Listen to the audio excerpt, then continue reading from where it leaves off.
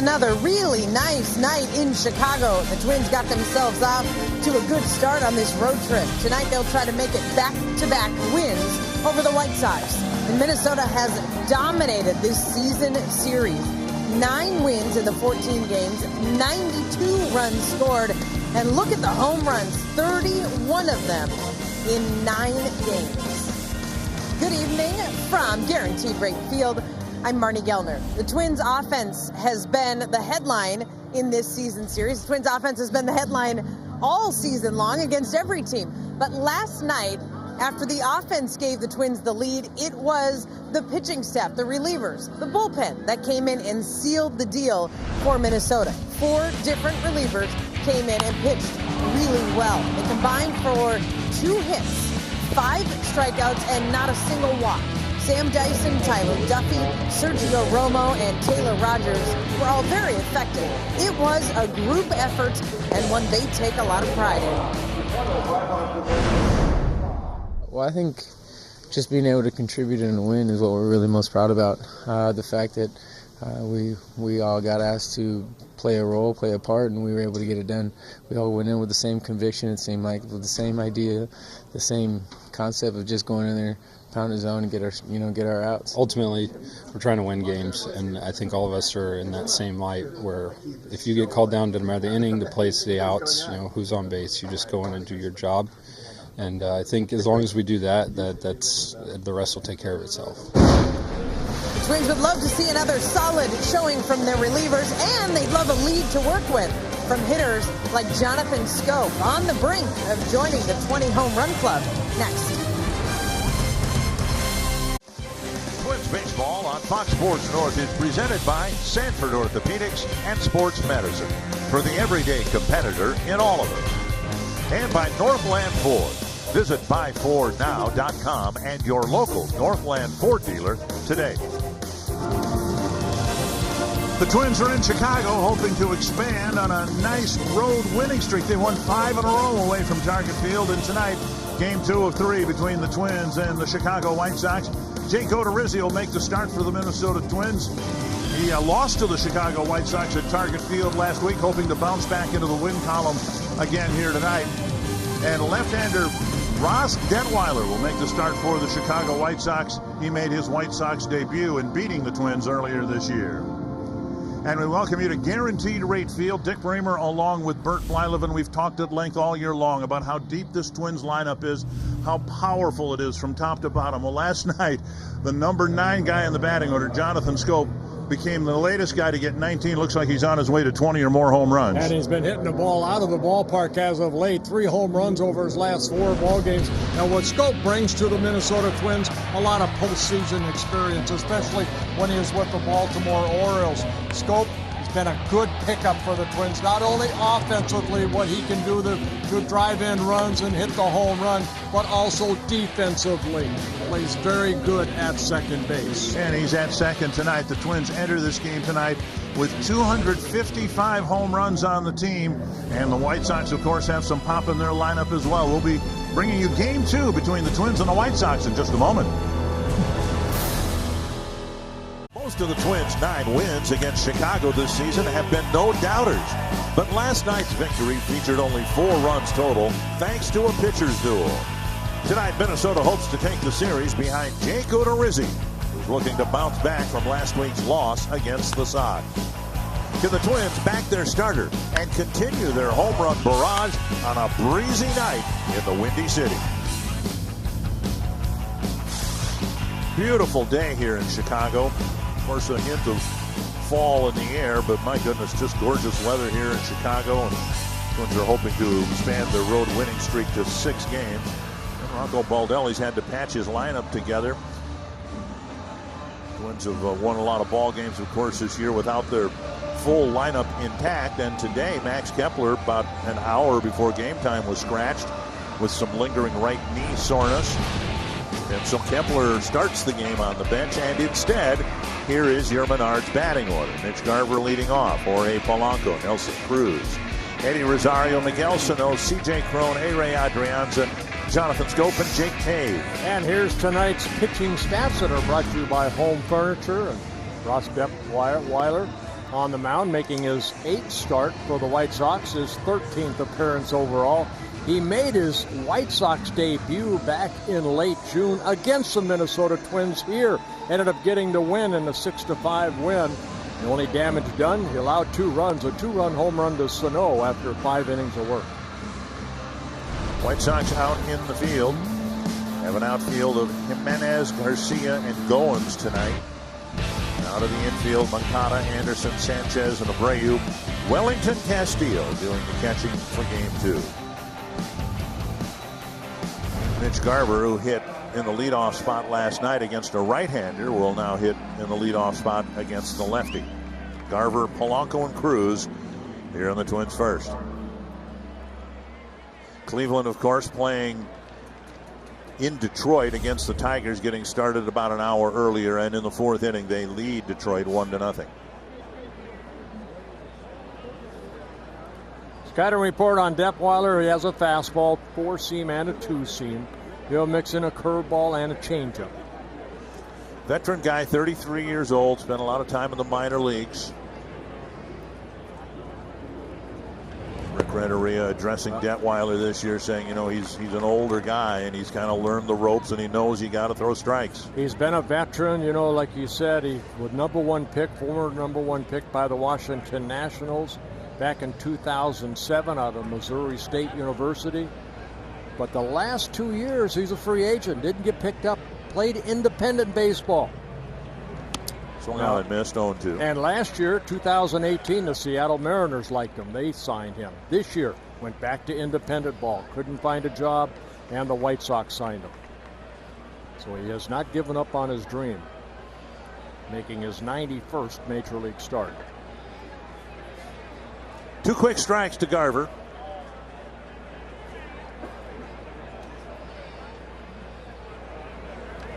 Like so many pitchers, pitching from the stretch even though there's no one on base. A lot of pitchers do that because they don't want to go over their head. They want to get to that balance point as easy as possible.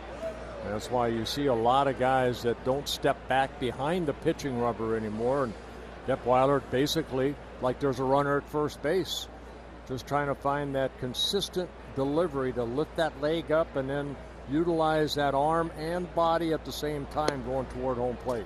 Like a pendulum swings. You want it to go nice and easy and then explode at the end. 1-2 to Garver.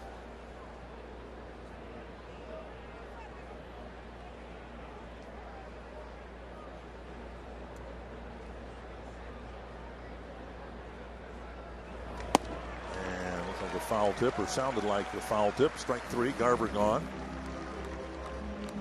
Like a little cut fastball right there. Detweiler picking up a strikeout, his 36th in 48 innings pitched.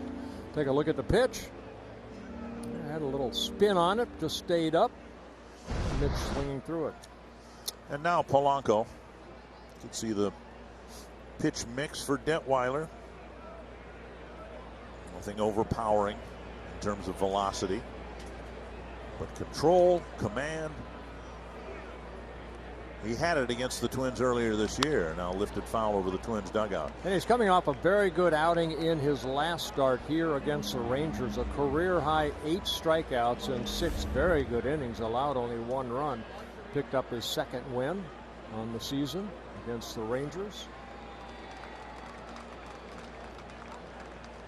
6 pitches, 5 strikes from Detweiler.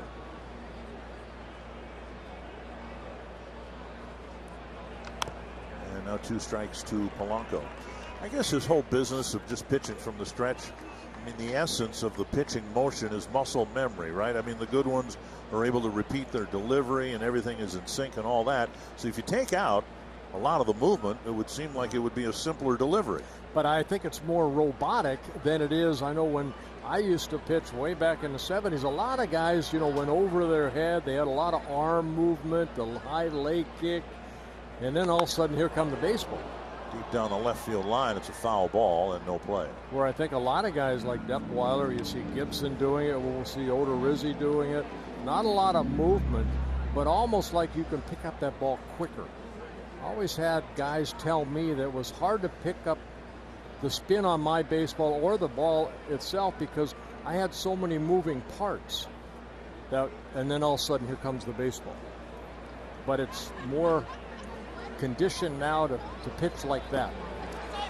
Strike 3. I got news for you. You still got moving parts. Yes, 2 I down. do. That'll bring up Nelson Cruz. TD Ameritrade's the right call. He has really pounded the ball against the White Sox this year. A high average, 500, but look at the damage. 5 doubles, 8 home runs, and 20 runs batted in. So Detweiler, sure, in his game plan, thought, better get the first 2 guys because I don't want to have to face Nelson Cruz with men on base. And here in the first inning, he's done that. 5 for 7 against Detweiler. With 3 home runs and a double and a triple. How did that happen? Down on the dirt, ball 1. Cruz with 2 singles in the ball game last night.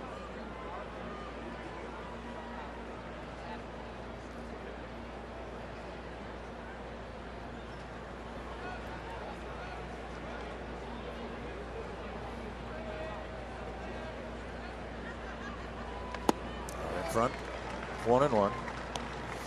I mentioned it before about Nelson Cruz. It's not only the power and the extra base hits that he can generate. He came to the Twins a .274 career hitter. You know, he's hitting a .299 coming into this at bat. 1 hop, chest high hop to Moncada. And Detweiler has a nice 1-2-3 first inning.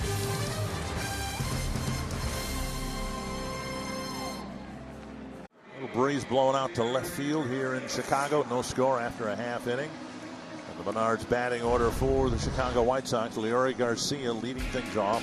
Then Ryan Goins, Jose Abreu, Yoan Moncada, Tim Anderson, Eloy Jimenez, Matt Skoll, Wellington Castillo, and Yolmer Sanchez. And tonight's starting pitcher stats are brought to you by Home Furniture and Jake Odorizzi on the mound, making his 26th start of the year, his 3rd against the White Sox. He's won 1, he's lost 1. Actually pitched pretty well in both ball games. He just in his last start, he lost, but he lost to Giolito when Toledo pitched that shutout against him. He lost 4-0. Kept the club in the game. A couple innings where the White Sox got 3 singles. Most of them were softly hit. It's one of those games when you're a pitcher and you're getting soft contact, which is what you want, and it just seems to find holes. So we'll see if he has better fortune tonight facing Garcia, Goins, and Abreu in the first. It's pretty well hit to center. And that's over the reach of Cave. And Garcia tees off for an opening double on the very first pitch. Well, one thing that you will get with Odorizzi, you'll get a lot of fastballs if you're a hitter. And Garcia was ready for that fastball and lines in his 25th double into right center field. So he looked fastball, and a good solid swing by Garcia, the speedster, gets into scoring position with that double. Center cut fastball, a leadoff double, and now right-handed or left-handed hitter Ryan Goins. White Sox have 3 switch hitters in their lineup and 2 left-handed batters. Let's see if Goins he's trying to pull the ball right here. Let's see if maybe he might even try to bunt. Nope. Swinging away. After the first pitch, getting a fastball and fouling it back. They always like to get that first run on the board. And one thing we've seen over the last couple of years, Rick Renteria is not at all afraid to bunt. He's probably the biggest bunt proponent among managers in the American League.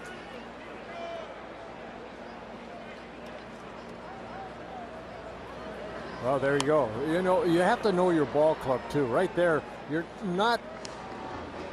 giving yourself up. He's trying to hit that ball and run at the same time. If the bunt is put on square round, lay it down toward third base, make Sano come in and field it, and then Garcia can walk to third base. So not a good attempt of a bunt right there by Goins. And Odorizzi, of course, when he's been going good, he's been able to pick up strikeouts, and that's what he'd love to do here and face Abreu with a base open with 1 out.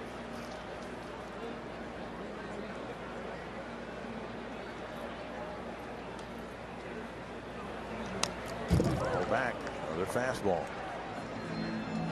Goins just 2 for 20 against Odorizzi with 10 strikeouts.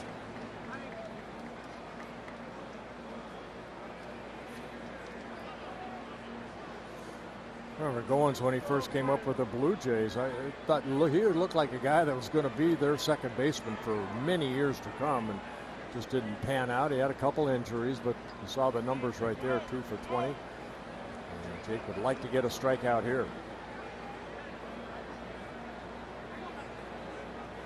Down and away. 1-2.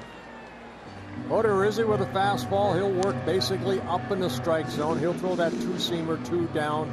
Very good split finger changeup, and then he'll mix in that hard breaking ball. Twins are looking for pitchers who can revert to the form they showed in the first half, and Odorizzi's done that. He's in August. 4 starts, just 22 in the 3rd innings, but an ERA of under 3, 2.82. Twins will take that from here on out. Hit deep to the left field corner, and Rosario makes a running catch. It's a good play by Rosario, tracking that ball down, with Goins making a bid for an extra base hit. Nice defensive play. You need good defense to pitch a good ball game. Rosario got on his horse right there and made a great catch. Check out the Twins in the field with Kepler out of the starting lineup. Cave taking over in center field, flanked by Rosario and Adrianza. Sano, Polanco, Scope, Crone, the infielders, with Garver behind the plate, with the White Sox starting a left-handed starter in Detweiler. The only thing I question right there, should Garcia tag up right there? Because if that ball gets over Rosario's head, he's going to score anyway from second base. Instead, he stays at second base. Here's Abreu, and now Odorizzi has a base open, 1 out. 100 runs batted in for Abreu. And outside, ball 1. Well, he's been an RBI machine for the White Sox ever since he signed with them. Abreu in his 6th season with the White Sox. Rookie of the Year in the American League back in 2014. 3-time All-Star.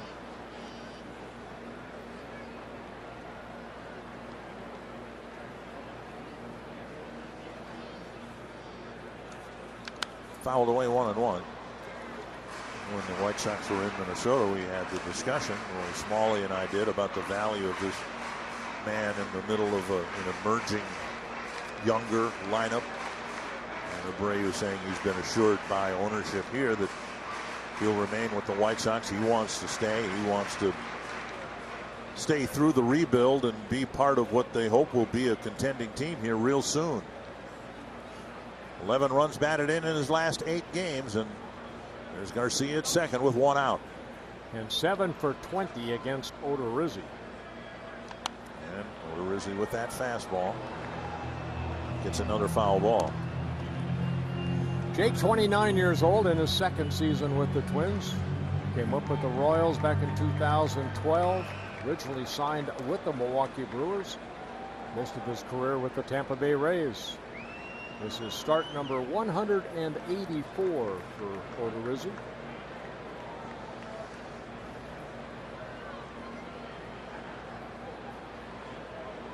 One and 2. That kicks away from Garver, and that'll allow Garcia to go to third base.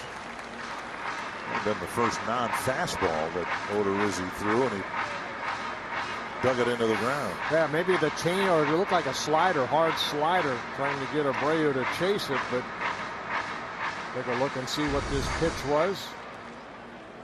Yeah, a slider that one hops Garver and then off his thigh, and it'll be a wild pitch, getting Garcia over to third. For Odorizzi, only his 4th wild pitch of the year. Infield in now, the count 2-2.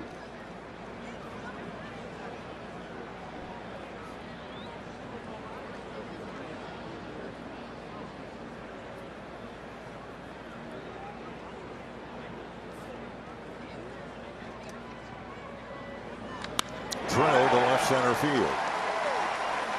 RBI number 101 for Abreu, and it goes all the way to the gap. It's the 2nd double of the inning, and the White Sox strike first. for Abreu, his 30th double on the season, driving in his 101st run. Well, that ball to Garcia, you said, was center cut, and this ball to Abreu looked like it was center cut. Look at the pitch. Garver wants it down, but it's right there. Great swing by Abreu, and a 1-0 lead for the White Sox. Franchise record 6th straight year that Abreu's gotten 30 doubles. And this one driving in the first run. Now Yoan Moncada.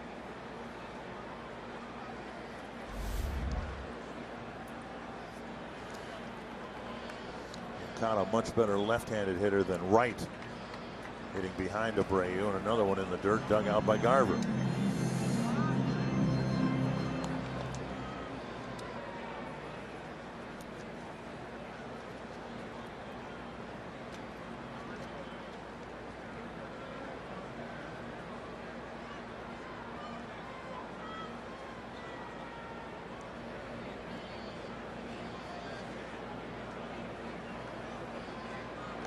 Two and 0. Well, like Abreu, Moncada from Cuba. Originally signed with the Boston Red Sox, traded over in the Chris Sale trade. You see the numbers so far. A much more dangerous hitter from this side of the plate. Very talented young 24-year-old. And Odorizzi pitching him very carefully here with first base open. Tim Anderson on deck. He's already got 40 hits in August, so no easy hitter in the middle of this Chicago lineup. They back each other up very well. 3-0. And a strike. It's a lineup hitting .254 as a club. That's 5th best in the American League. They don't have the power. They have to rely on speed and extra base hits. That man has the power.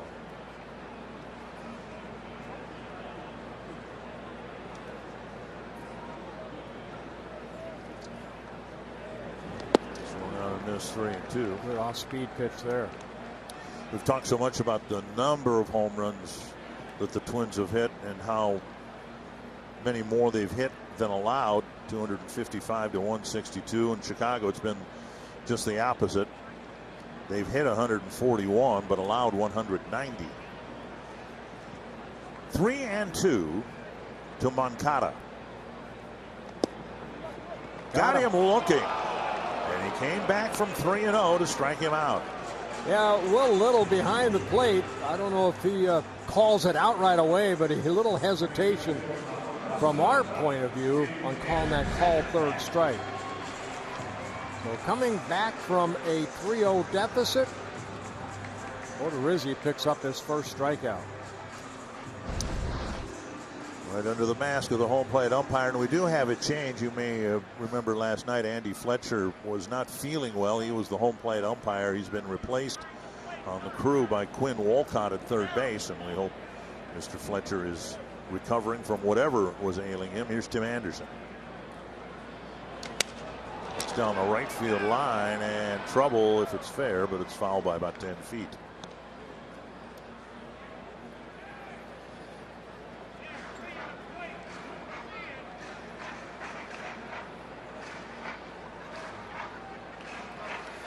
One strike to Anderson.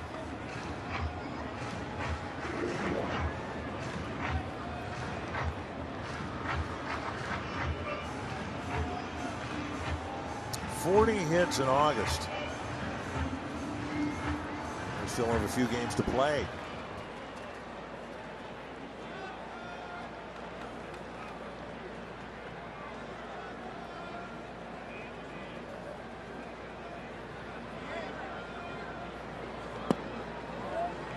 Missing 1-1.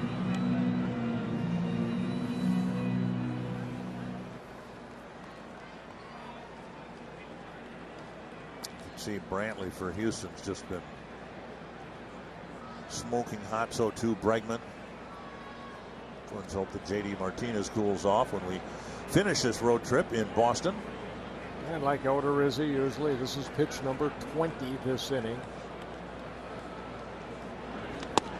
Strike.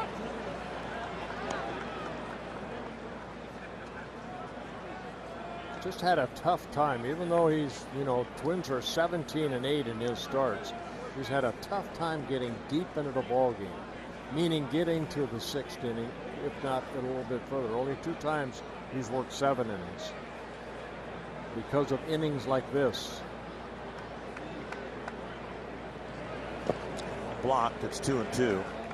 As good as he was in April and May and into June. Yeah, just 2 outings of 7 innings. And as much as he has given indications of turning things around over his last 5 starts, they've gone 5 innings once, 5 2/3 innings 3 times, and 6 innings once. 25 starts, 8 times he has gone 6 innings or more, and he has only 7 quality starts. But looking for his 14th win. Got Anderson to chase. He navigated his way around a couple of doubles, gave up just 1 run in the first. Here on the south side of Chicago, and we bring you tonight's scoop from the clubhouse. Marwin Gonzalez left last night's game with an abdominal issue. The Twins have not labeled it as a strain or a pull or anything like that.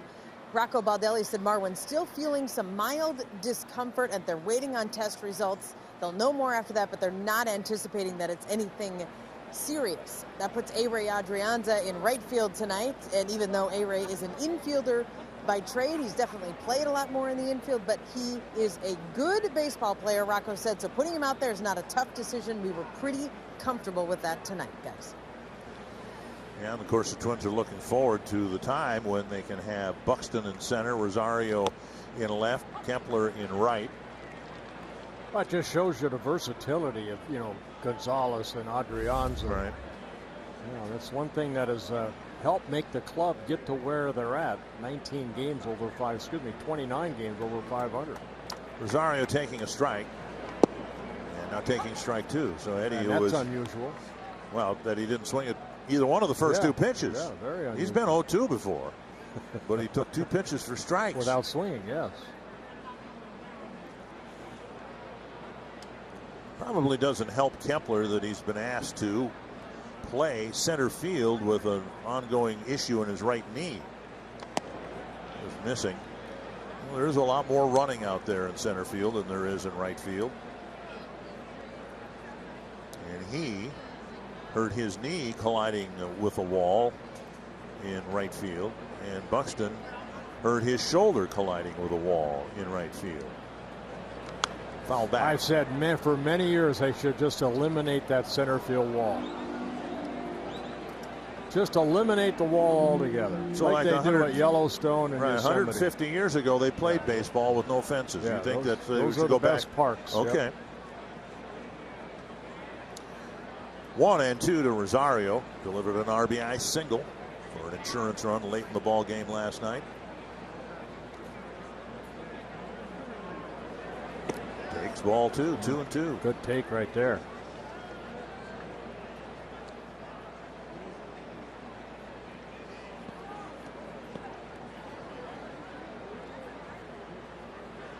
Rosario, then Sano and Crone. Facing Detweiler.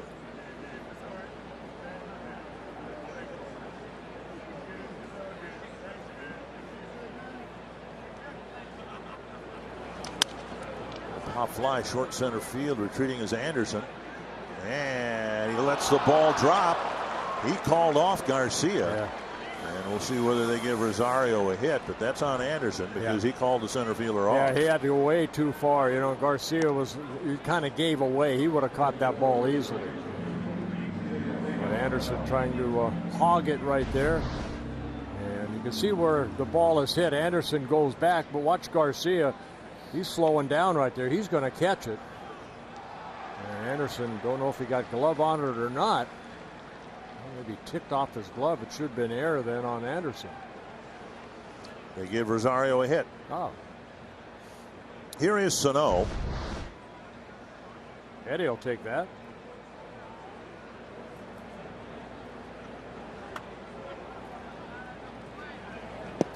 Down and in, ball 1.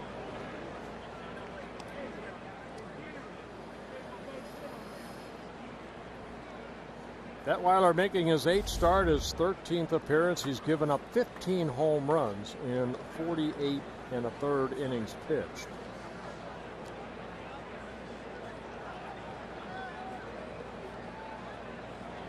Inside again, 2-0. Twins hit 2 solo home runs last night. One by Gonzalez, one by Scope. In 7 straight games, he's allowed a home run. No better time than allow it now. Sano looking for his 27th home run.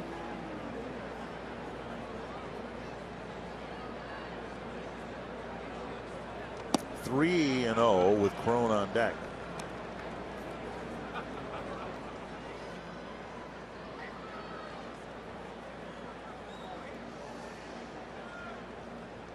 Twins have been given a gift with the pop fly single. I would think there's a real good chance Sano's got the green light here on 3-0.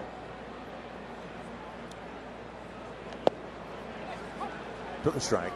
Yeah, he might have the green light, but if you want a cookie, you want that ball right down the middle of the plate. Pretty good pitch down.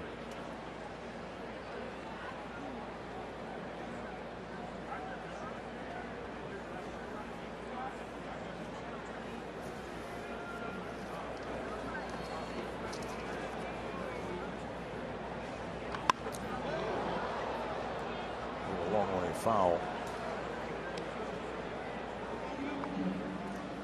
A home run against Detweiler earlier this year in the game that he beat the Twins, but against the White Sox, only Cruz's numbers make Sano's numbers pale in comparison. He's done a lot of damage with 6 home runs hit. And now it's 3-2. Give you some idea, you know, Sano was just starting to get on track in late June when Detweiler pitched against the Twins and beat them. Sano hit his home run hitting 8th that day against a left-hander. And that's how much Sano was struggling at that time in the season. Now hitting 5th. And as we said last night, the Twins really have a nice right combo in the middle of their lineup with Cruz, Rosario, and Sano. And if they can all stay healthy, they can do some damage. They can do some damage. Another 3-2 from Detweiler.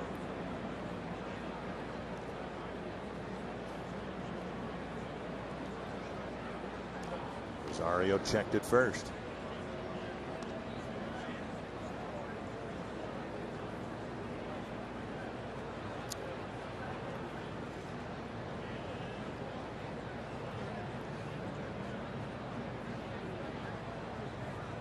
Detweiler fell behind 3-0. Now it's 3-2.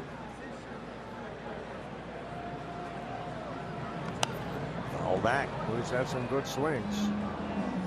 Now, Detweiler's been around the block. He came up with the Nationals. This is his 7th team to pitch for at the major league level. The Nationals, the Rangers, the Braves, the Indians, the A's, Mariners last year a little bit, and now wearing a Chicago White Sox uniform. 8th pitch of this at bat. Coming up.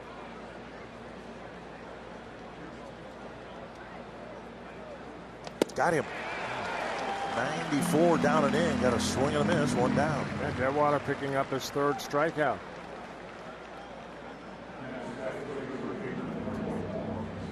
So Sano missed some pitches, and then he went inside, and Miguel swinging through it.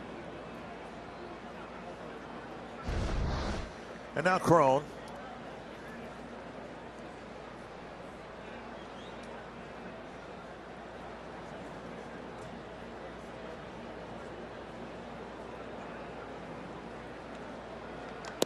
On the outside edge, strike 1.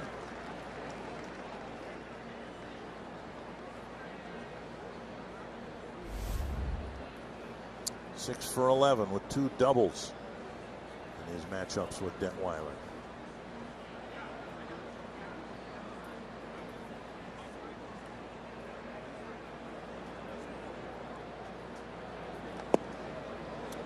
Missing down and in.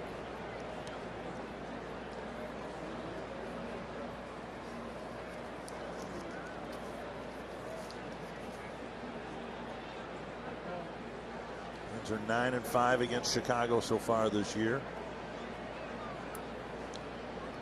despite losing the 3-game series at Target Field last week. Down and away, 2-1.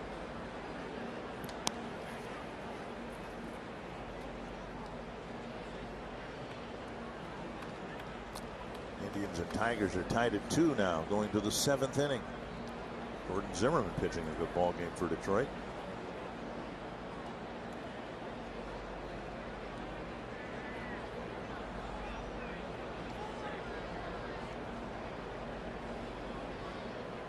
A high fly to center field.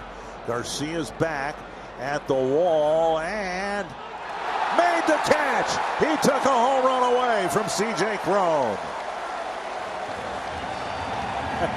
The smile of Garcia.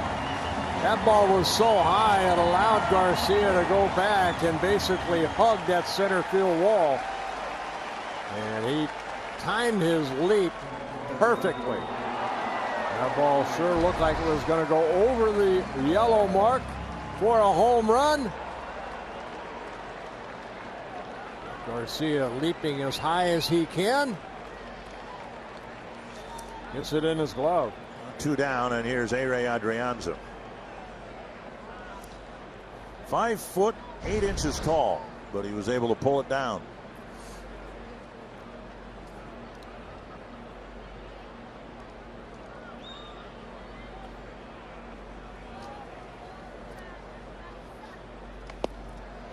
And now ball 1. Adrianza's done a good job from both sides of the plate. As a right-handed hitter, hitting .317, .278 as a left-handed hitter. Remember, 4 home runs, 2 from each side of the plate. Remember last year he was unable to hit right-handed because of a muscle tear in his shoulder. Told me in spring training that he had 6 anchors reattaching the muscle. And at every opportunity in spring training, the Twins were giving him at-bats against left-handed pitching in spring training games just to try to build up his muscle memory, and obviously it's worked. Hitting .317 from this side of the plate.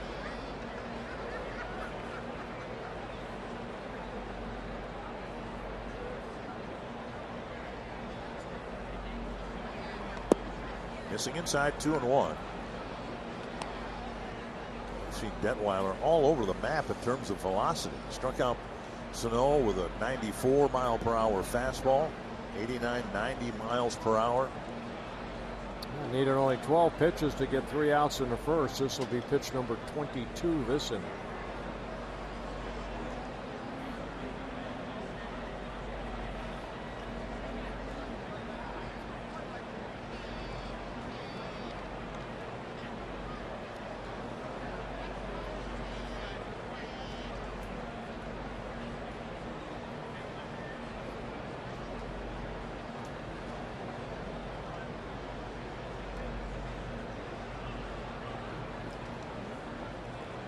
Two and 1 to Adrianza.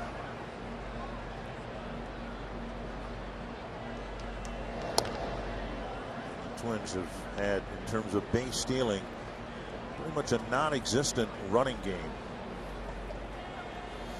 with Buxton out most of the second half of the year. Their primary base stealer. Well, when he hit 255 home runs, you don't want to get thrown out trying to steal a base. And Twins have been thrown out 20 times in 46 attempts. Now, missing inside with Will Little thinking about raising that right arm. 3-1 with Schoop on deck.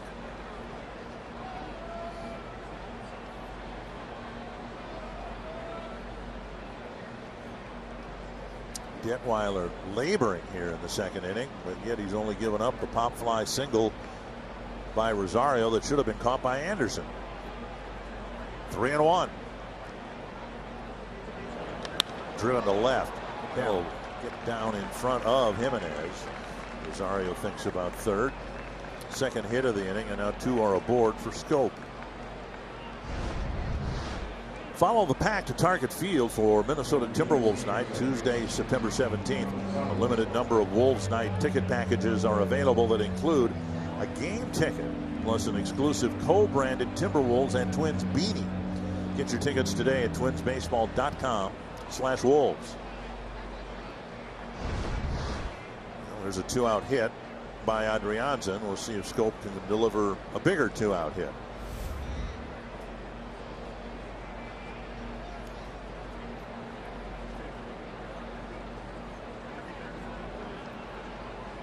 Side.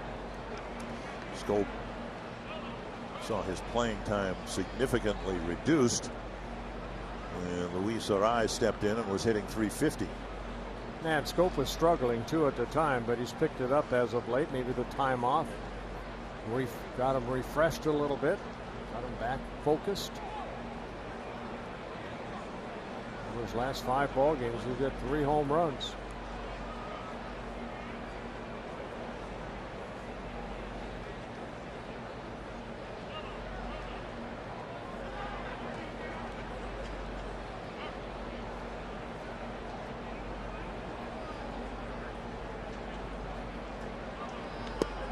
Strike call, 1-1. Scope thought it was inside and or low. We saw the same pitches to Adrianza. Looked like Detweiler's game plan is to pitch a lot of these right-handers inside. A little bit low. Career high 8 strikeouts in his last start against Texas. 3 early ones here tonight. A high fly to left field. Jonathan Scope deep to left and gone. Another home run for Scope, the latest member of the 20 home run club for the Twins. And that's 7 now. Twin players that have hit 20 or more home runs. That ties a major league record. A big 3-run home run for Jonathan Scope. And that was indeed a bigger 2-out hit, wasn't it? 3-1 Minnesota. Scope flexing his muscles. That breaking ball right down the heart of the plate. And for the 3rd straight game, Jonathan Scope has hit a home run. This one a big 3-run home run. His 5th 3-run home run on the season. Tying a major league mark, and when Polanco hits his 20th, it'll be a new record. A season full of home run records for the Twins. The 256th hit this year for the Twins. 11 off the major league mark set way back in 2018. I think that was last year. That's right. I bet you the Yankees did it. Cave takes a strike, and it's 0-2. Cave in the lineup when Kepler was scratched with a sore right knee. Cave's really picked it up as well, and he's done well against left-handers. 10 hits, 26 at bats against lefties, a couple of doubles and a couple of home runs. And he swings through strike 3, and that ends the inning. But Jonathan Scope again goes deep. This time with 2 men aboard, the Twins take a 2nd inning lead.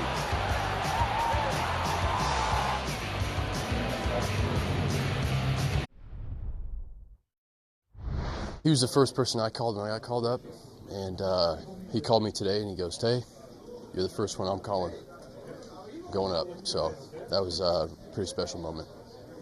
6'5" right-hander Tyler Rogers making his major league debut. Yeah.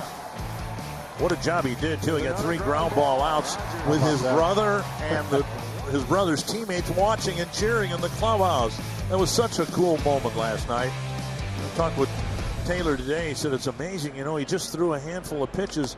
If he had to throw 24, 25 pitches, Taylor last night, he would have missed out on all that, but he had one of his quickest saves of the year and was able to get to the clubhouse to watch it. And you can see the love that he has for his identical twin brother, and that's awesome.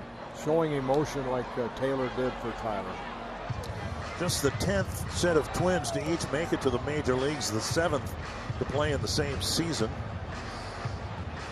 Asked Taylor about his parents, and his parents were there to watch Tyler's debut. They were watching Taylor get the save on their phone and looked up just in time to see Tyler start warming up in the bullpen. And they say that there's, some symmetry or some such thing with Twins, and it just worked out perfectly last night for Taylor and Tyler's parents to watch one son save a game in Chicago and then watch the major league debut of the other twin brother. Pretty special. Foul back, 1-2.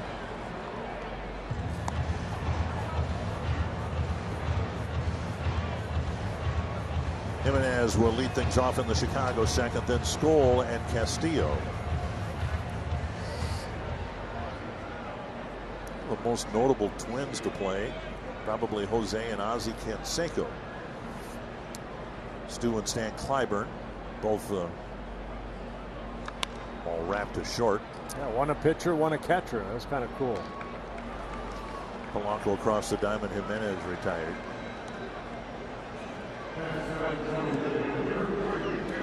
I don't remember Bubber and Claude Genard.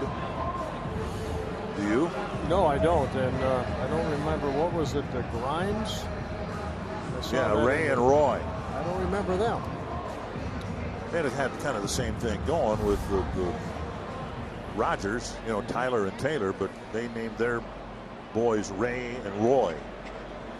And they both pitched, or were in the major leagues in 1920. Swing and a miss by Skoll. And Odorizzi, who had to struggle in the first inning, faced 5 men, gave up a couple of doubles and a run. Now he's got a 2-run lead and a very quick reprieve as he pitches here in the second inning.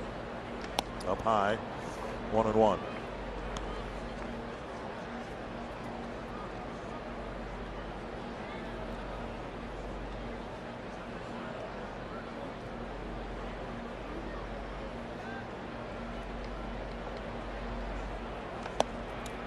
Two and one.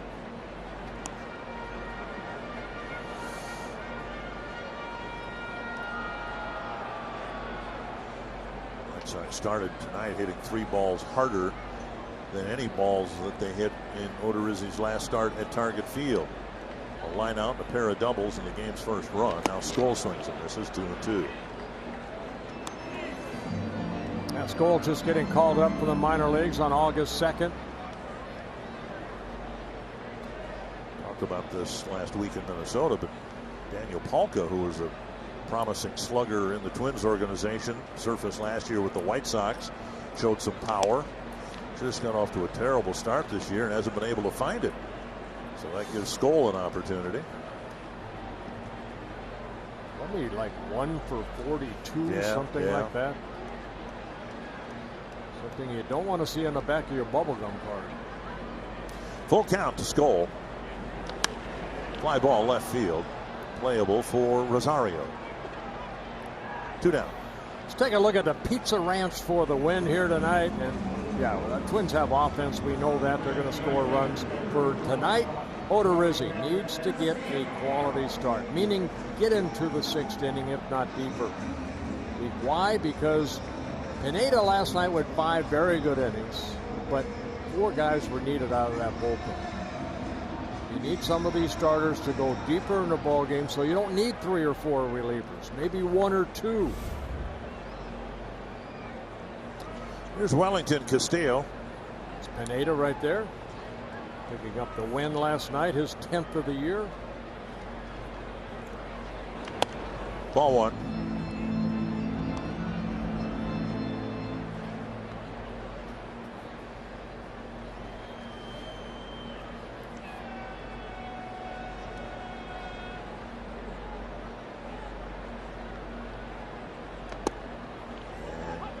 Back in the zone, 1-1. One thing you just don't see from Odorizzi is some quick outs. Usually always it gets to, 4 or 5 pitches every at bat. That's why that high pitch count. See the high fastball right there, kind of a wasted pitch. But in today's game, that's one put on the pitch thrown column. 2-1.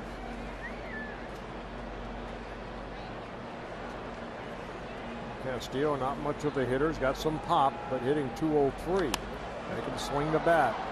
It's fouled over the Twins dugout, 2-2.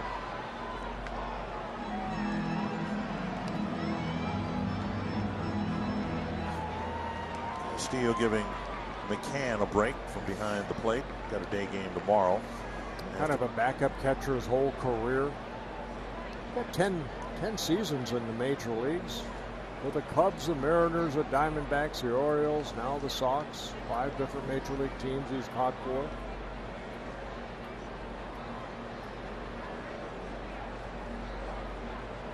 Had some concussion issues earlier this year. They put him on the IL. And going upstairs to get a swinging strike 3, a foul tip held on to by Garver. And it's a 1-2-3 second for Odorizzi. Kevin, at a party atmosphere like that, watching sports on TV. Twins with a 3-1 lead, and Mitch Garver will lead things off here in the third. And he has that credit card with him, doesn't he? Well, I heard a rumor, and I don't believe it's true, but I heard a rumor that for every Twins home run tonight, Kevin was going to buy a round for everybody. For everybody, yes. That's the rumor I heard, but you better check with Kevin first to make sure that that's true. We have one already. Here's Garver. Scoring runs against the White Sox has not been a big problem for the Twins, but oddly one of their more productive hitters, Garver, has had a tough time against Chicago pitching. He just 1 for 23 against the White Sox this year. So we showed you Cruz's numbers and Sano's numbers. Well, Garver had a tough time getting going against the Sox. Way out in front. Speed pitch right there. Well, somebody has to make the out. That's true. Well, this would look to be a favorable matchup with Garver doing so well against lefties, hitting .310, 9 home runs, 4 doubles, a triple. And yet he struck out his first time up against Detweiler. And takes strike 2.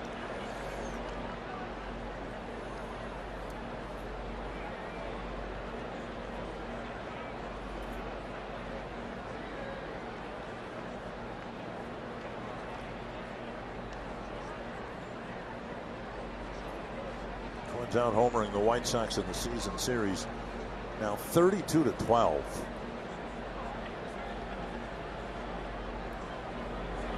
Popped up, and it is back and out of play.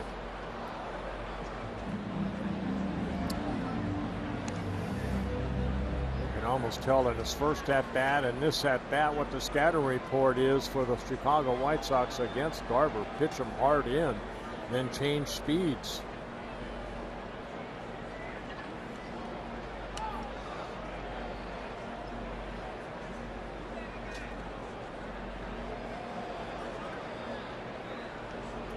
The catcher Castillo sits here. 1-2 count against inside. And it hits him. Garver will take first base. Well, when you're 1 for 23 against Chicago, you get hit, you're happy to take first base. See where it gets him? Put it on the left arm. Back in the tricep area. Now here is Polanco with 19 home runs.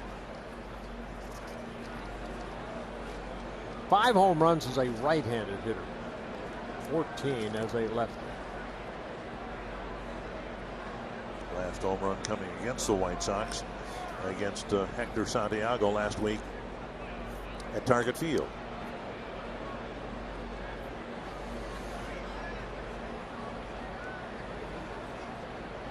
Up and away, ball 1.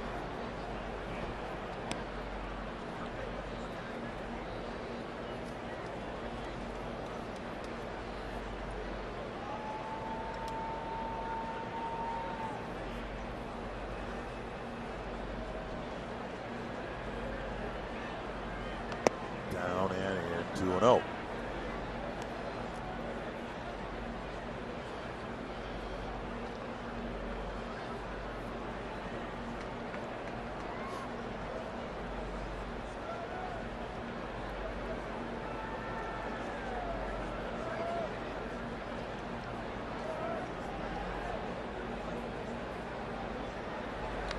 Stroke to the left field corner. That's down for a hit up against the wall. On his way to third is Garver. On his way to second is Polanco. And the Twins are in business here in the third. Second and third, and nobody out. Well, Detweiler fell behind, had to come in with a pitch, and Polanco jumped all over it. His 34th double. That leads the Twins in doubles. Take a look at the pitch. Right there. Good swing by Polanco. Twins pick up their 4th hit, a couple singles, a 3-run home run, and now a double. With as much time as he's missed, you wouldn't think Nelson Cruz would have a chance at 100 RBIs. He'll not have a chance here. They'll intentionally walk him to get Rosario to the plate, but Cruz has got 83 runs batted in, even though he's had a couple of stints on the injured list. And Rosario, who hit the pop fly single, leading off the 2nd inning, will come up with the bases loaded and nobody out.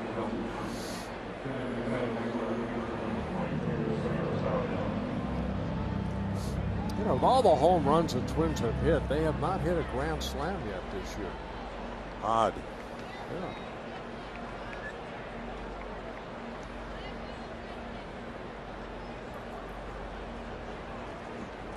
Rosario with 86 runs batted in, having spent a big chunk of the season on the injured list around the All-Star break.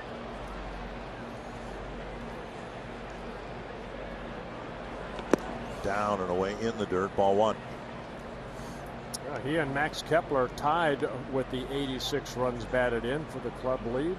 Nelson Cruz right behind him with 83.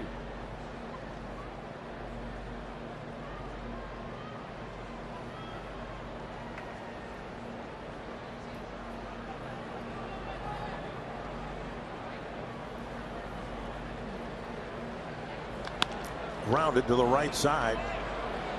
1, but not 2. Rosario will get credit for a run batted in, with Garver coming in from 3rd base. Polanco to 3rd, and Rosario's just driven in his 87th run. And Sanchez did a good job right here. You can see he charged that ball over to Anderson, and then the relay throw, Rosario beats it out. So Garver scores, makes it a 4-1 lead.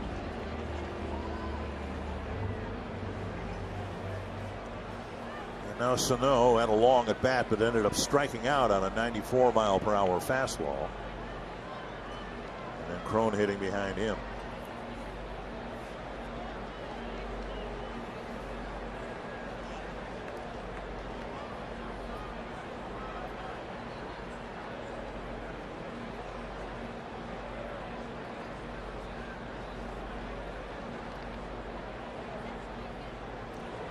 Sano scalds one under the glove of Anderson.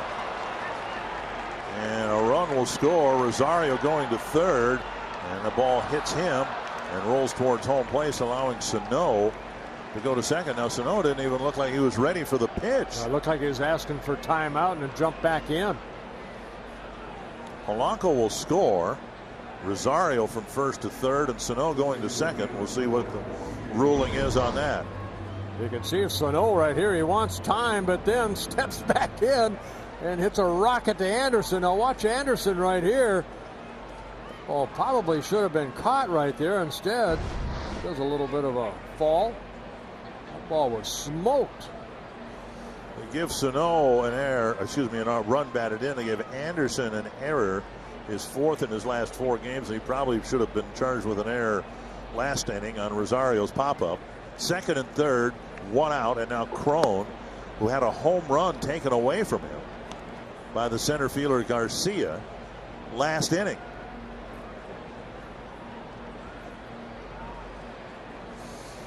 Infield is in.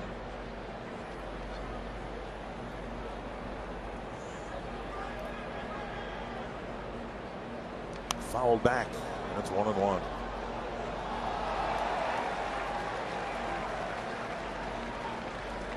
Indians leading the Tigers 3-2, with the Tigers batting in the bottom of the 8th.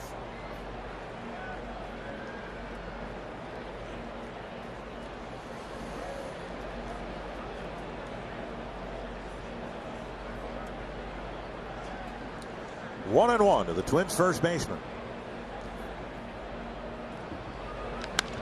Hot ground ball. Rosario anchored at 3rd. Nice play by the 3rd baseman Moncada on a wicked two-hopper. Crone retired, 2 down. Yeah, that had trouble written on it right there, but Moncada going to his right. Nice little play on that short hop. Crone smoked that ball. Watch Moncada right here, going to his right. Picks up the runner Rosario, gets the out at first. Nice defensive play. Well, Adrianza lined to left, a single that set up Scope's home run. Single came with 2 outs, and obviously the home run did too. A couple of men left out there after 2 runs have been added in the 3rd.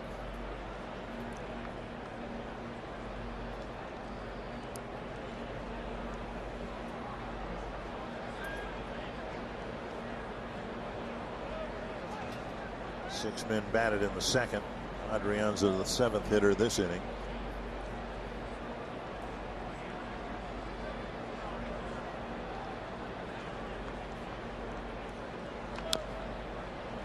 One strike.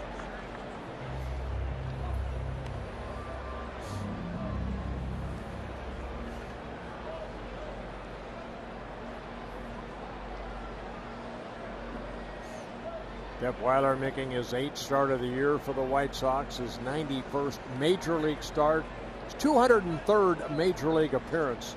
He has 25 wins, 45 losses. ERA about 4.5. Up and away.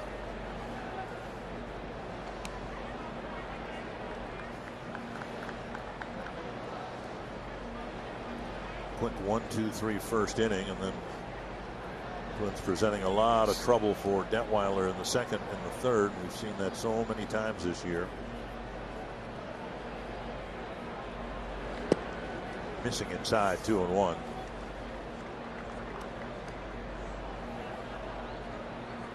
Fell behind on Adrianza in his last at bat, and Adrianza hit that base hit to left field.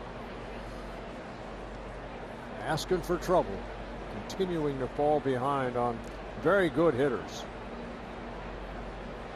2-1 to tonight's right fielder. 3-1 with Scope on deck.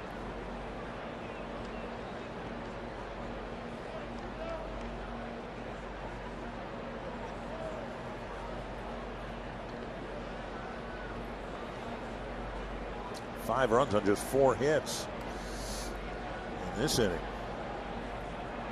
Only 1 hit. The walk goes double. And the White Sox giving the Twins an extra out. Strike. Now it's 3-2.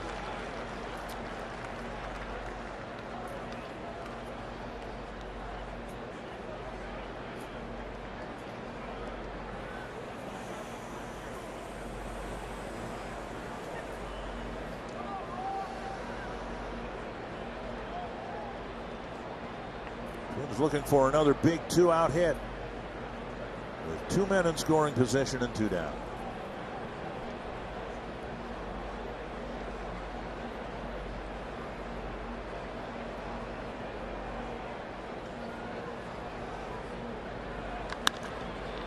Nice play at 3rd again by Moncada, and he comes up firing. A couple of nice plays by Yoan Moncada at 3rd base, keeping the damage to a minimum.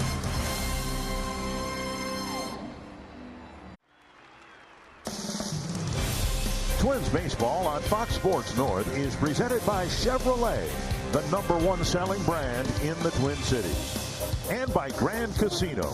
The best stories start here. With Marty Geller and Bert Blyleven, Dick Bremer here in Chicago. For you loyal Twins viewers, you've probably noticed in recent weeks that Tom Hanneman has not been with us. Tom's had some medical issues he's gotten taken care of. He's on the recovery trail, and we look very much forward to working with him, hopefully before the end of the baseball season. So, Tommy, I suspect you're watching, and I think Tom agrees with me. It's a whole lot nicer to watch Twins baseball and get paid while you're watching. So we hope that's the case for Tom real soon. We wish you good health, Tom. We love you, and we miss you. Yolmer Sanchez will lead off the 3rd inning. And there is strike 1. Sanchez, then the top of the order, Garcia and Goins.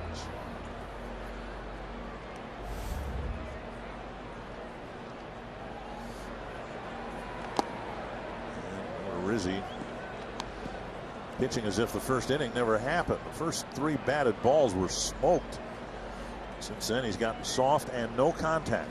Well, someone that's been out there, Dick, it's always, you know, it takes sometimes that first inning is the hardest inning in a ball game. Why? 3-pitch strikeout. Because you're so nervous, you don't know what kind of stuff you have, and all of a sudden, boom, boom, boom, and then you have to take a deep breath and settle down, and he was settled down very nicely. Sanchez's 4th strikeout. We saw it happen to Berrios in the Atlanta series when Acuna Jr. hit the first pitch from Berrios over the fence for a home run, and here tonight the first pitch by Garcia was whacked to the fence and center for a double. Kind of wakes you up sometimes as a pitcher because you just want to get in that groove, and all of a sudden the ball is hit hard, like Pineda last night. When he gave up that home run, he settled down nicely after that. Put zeros up after that. 1 strike to Garcia. That was that leadoff home run in the 4th inning. He had a couple strikeouts and worked out of it. Ended up getting a win. Despite the lack of depth or length, if you'd prefer to use that term for how deep a starting pitcher goes, there have been encouraging signs from Odorizzi, starting with his start in Miami. 5 2/3 innings, just 1 run allowed. Then against the Braves, 6 innings, 1 run allowed. 5 2/3 innings against Cleveland, no runs allowed. He's kind of recommitted himself to his workout regimen. Polanco charges. Nice play. 2 down. And that'll bring up Ryan Goins.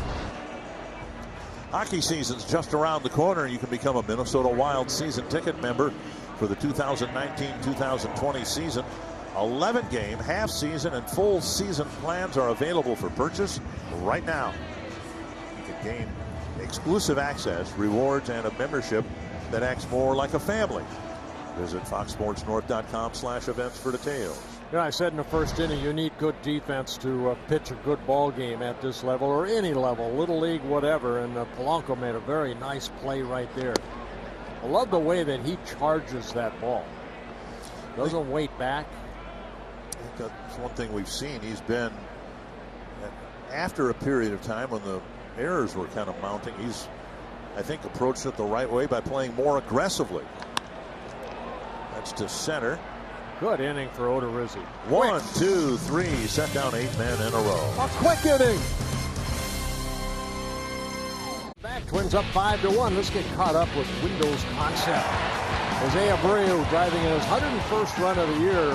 White Sox took an early 1-0 lead, but the Twins came back thanks to Jonathan Schoop's 3-run home run in the 2nd inning, made it a 3-1 ball game. And then they scored a couple runs in the 4th.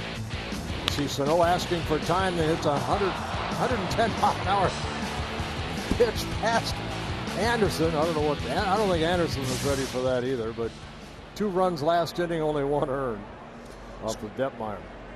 Schoop, Cave, and Garver face Detweiler here in the 4th. Schoop turned the game around with a 3-run home run in the 2nd inning. It came with 2 outs. Put the Twins in front. They hold for good.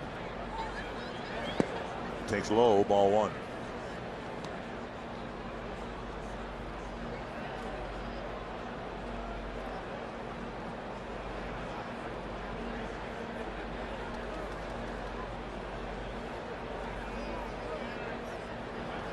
Out in front, 1-1. StatCast AI powered by AWS. It was delivered to the middle of the plate and deposited in the seats. Over 100 miles per hour as it left home plate.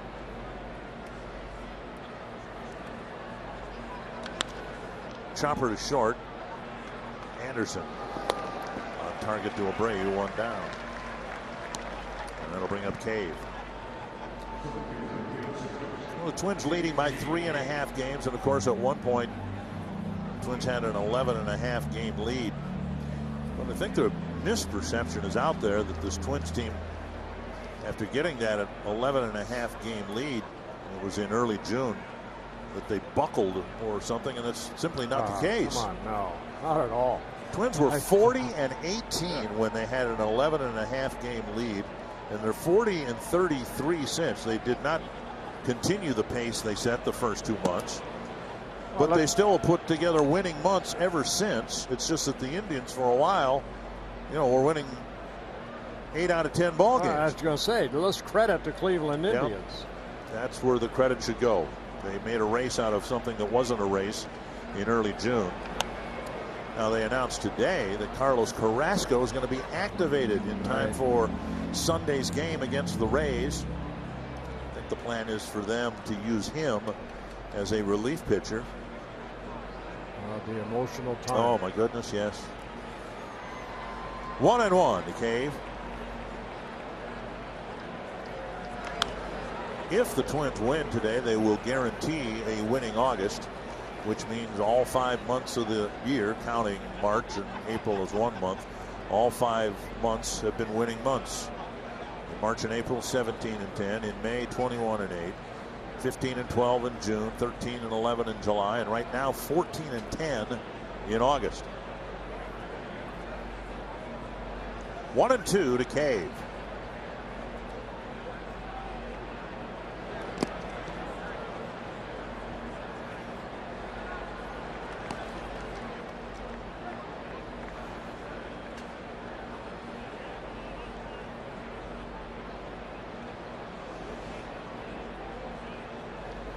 Kepler scratched. Sore right knee. Gonzalez has a mild abdominal issue. Buxton's here. Okay, taking the call, third strike. Buxton's here in Chicago, but will be shut down for a couple of days. 2 down, and now Garver.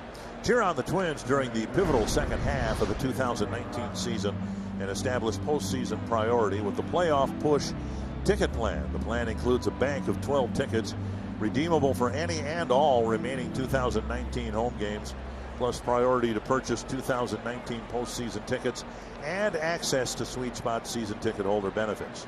Visit twinsbaseball.com/season tickets or call 833-TWINS to learn more. Here's Garver, struck out swinging in the first and then was hit by a pitch and scored in the third.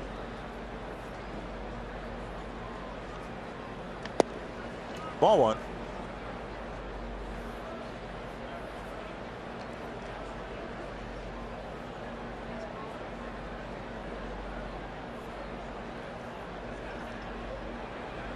Four in a row set down by Detweiler.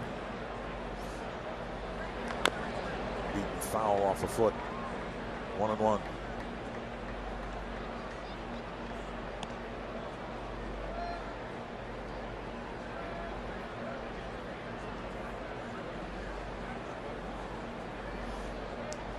Walking that off.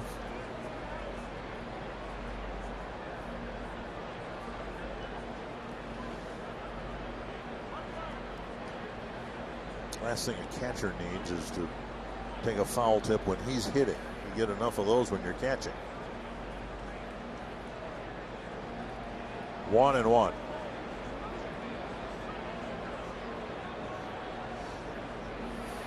Going back inside again. Got him. Oh, excuse me. Strike two. Don't jump the gun. Mitch makes it a point of trying to drive the ball to center field, and they're trying to take that away from him by getting strikes inside. And then watch the catcher where he moves. Middle in. Between Tony Diaz on the line.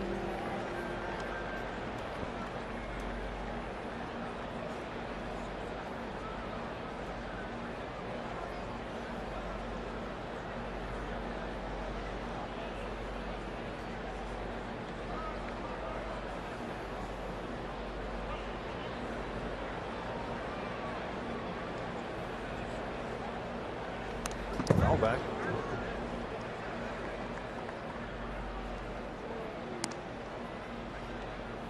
Day game tomorrow, then the Twins go to Detroit for 4 games, a wraparound series that will extend into Labor Day.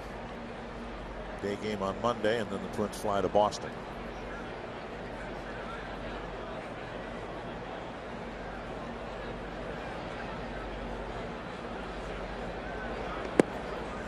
2-2 to Garver.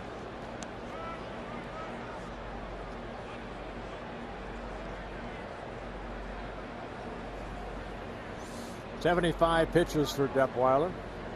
48 strikes. One walk. That was an intentional walk to Cruz last inning. He has 5 strikeouts. Up the line, and Garver will get a base hit. Traveled all of 60 feet, but he'll take it. With 2 outs, he keeps the inning alive for Polanco. And again, you know, you were talking about Garver. He wants to extend those arms, and White Sox doing a good job pitching him inside. And right there, that pitch was inside. He just hit it softly enough on like a swinging bunt down that third baseline.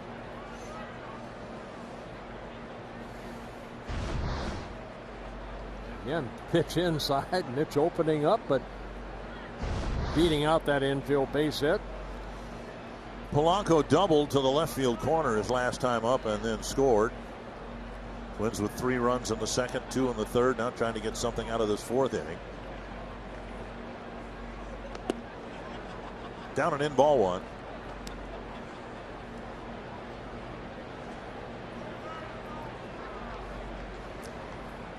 .77 pitches for Detweiler. No activity in the Chicago pen.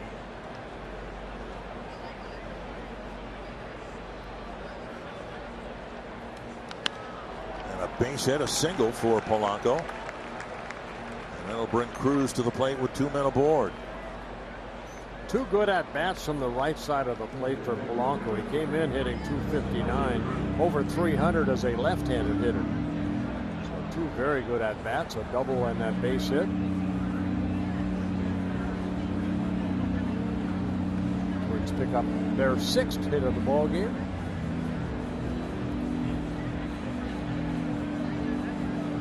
Meeting on the mound minus Don Cooper. He hasn't made a trip to the mound yet. In the 3rd inning, White Sox didn't fool around. They just walked Cruz intentionally. And then Rosario drove in a run with a fielder's choice, and Sano hit the smash that Anderson didn't handle for an error. And they're going to walk him with 3rd base open. Wow. And Rosario will get another opportunity here with the bases loaded. I was just going to say, you know, last inning it was with runners at 2nd and 3rd, so first base was open.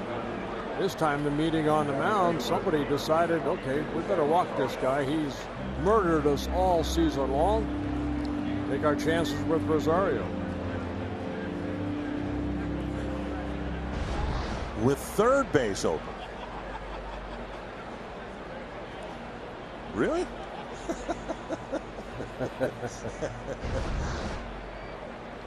So now Rosario. A single and a run scored in the second. It was a pop fly that Anderson didn't catch. Then beat out a double play grounder, potential double play grounder to get an RBI in the 3rd.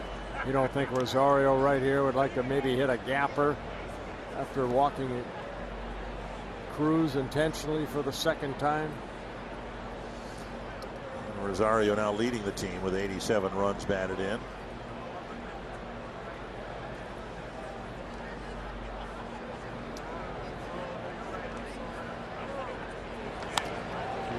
Pitch to hit. We've seen that a lot from Rosario, and you almost see the frustration sometimes in his face because we've seen him mash pitches like that, and he'll get there. Looks like a high fastball. Just maybe a little out front.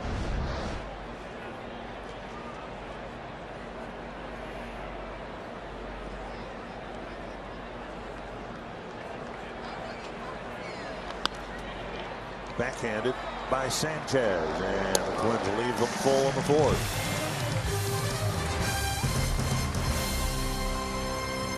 It's just something you know you don't feel right when you're swinging. Not that it's a big problem, but it kind of affects me when I'm trying to do certain things. So don't want to kind of be limited to what I'm doing. So communicated, and best decision was to kind of take that step back and take a couple of days and come up here. After Byron met with the media, I spent a couple minutes with him and asked him about his double in Cedar Rapids the other day, and I didn't even get a chance to ask whether he slid or stood up, and because the question I was going to ask the follow-up was, well, did you slide head first or feet first? And he volunteered that he slid feet first. He's trying to relearn how to slide. We've seen him go head first everywhere, right? I think he's even done it into first base sometimes, but into second and third. And he's because of the shoulder, going to try to teach himself to slide feet first for the first time ever, going back to high school. Sano catches a line drive, and Abreu's retired. Yeah, Abreu hitting on the button, but Sano right there. So 9 up, 9 retired in a row for Odorizzi. And Sano just falling to his right, gets the line drive catch. No, I'm not trying to date you, but when you would go to spring training, you would have, even the pitchers would have sliding practice, right? Right. But you always slid in feet first. And I think what Byron is trying to learn would be the equivalent of you trying to slide head first. No, that'd be easier. I could slide head first. You could? Oh, yeah. I'm not talking about falling down. I was going to say, I'm not talking about falling down. You're talking about at 3 o'clock in the morning? Yeah. But, you know, it doesn't sound like much for those of us who played any level of ball and we were taught to slide feet first. It would be the equivalent of now at this age trying to teach somebody to go head first, and it's not going to be easy for him, I don't imagine. You know, he's such a good athlete. I think he'll pick it up pretty quickly. I really do. Remember when the Mets were trying to teach Jose Reyes that because of some shoulder issues, and he tried going in feet first. His footwork got all messed up, and he really messed up his ankle trying to prevent injury by going feet first. Down and away, ball 1. So he created another injury. Well, but I mean, it's not, you're taught a certain way to do things, you know, and it's just, I don't think he was taught to dive head first. I think it just came natural. That's the quickest way Byron, with his speed, could get to point A to point B. 1-0 to Anderson. Anyway, let's hope that Byron's out there sooner rather than later, and then once he gets out there and gets on base, you know, it might be that the stolen base attempts will be attempted feet first rather than head first. 2-0. Got a line out and a base hit. Now 2-0 to the hottest hitter the White Sox have, Tim Anderson.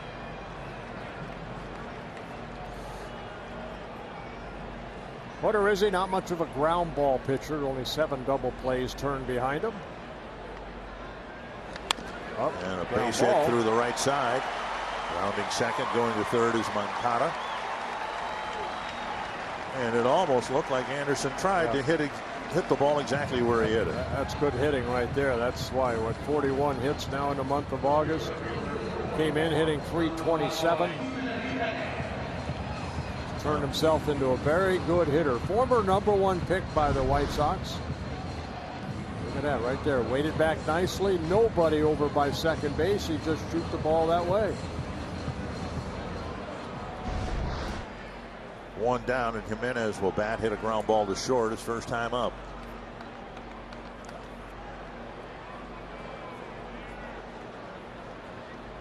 Odorizzi with 4 strikeouts in the ball game.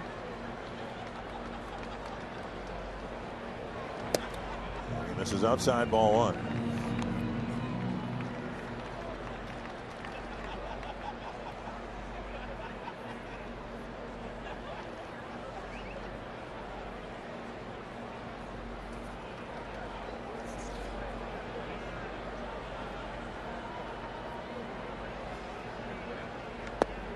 Two and 0.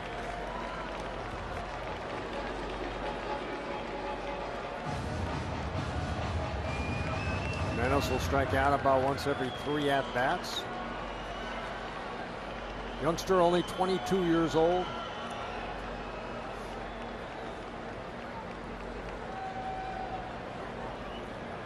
Two and 0 to a dangerous hitter. Stoll on deck. Odorizzi hasn't walked anybody. Got a couple 3-ball counts.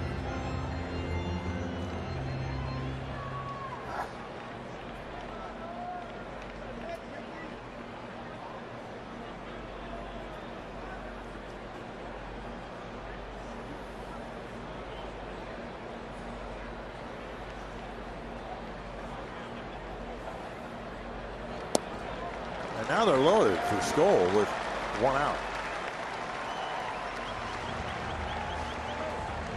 There is a misfiring right there. Peanuts Night at Target Field is Thursday, September 12th. A limited number of Peanuts Night ticket packages are available that include a game ticket plus an exclusive Twins-themed Snoopy collectible bobblehead. Get your tickets today at twinsbaseball.com/peanuts. Garver using a mound visit to talk to Odorizzi. Skoll hit a fly ball routinely to Rosario his first time up. Tying run at the plate.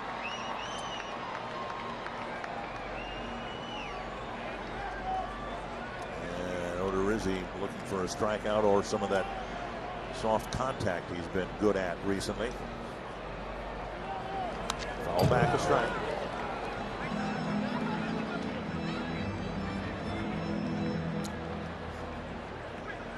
Pretty good rip by Skoll on the first pitch.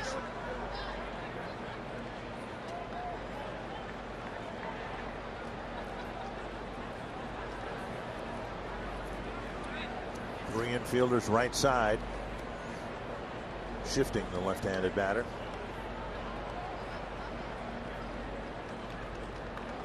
Going inside, with the ball away. Skoll has struck out 19 times in 47 at-bats.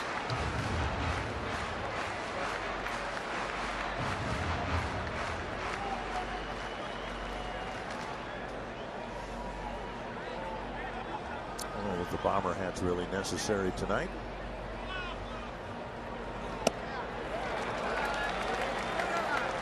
Odorizzi drifting considerably with his control. That pitch at least a foot high.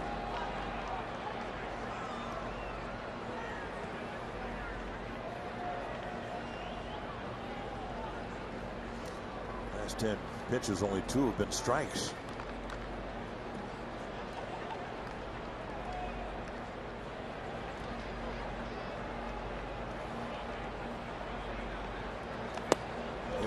Called, second strike.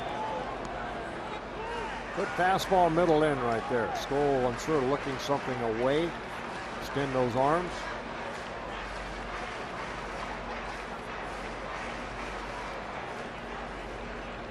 Odorizzi gets a lot of strikeouts on that high fastball.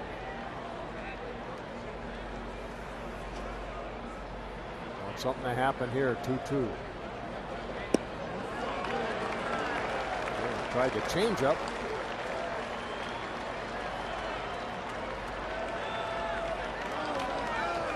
Well, after the line out to start the inning, a pair of singles, a walk, and now 3-2 to Matt Skoll.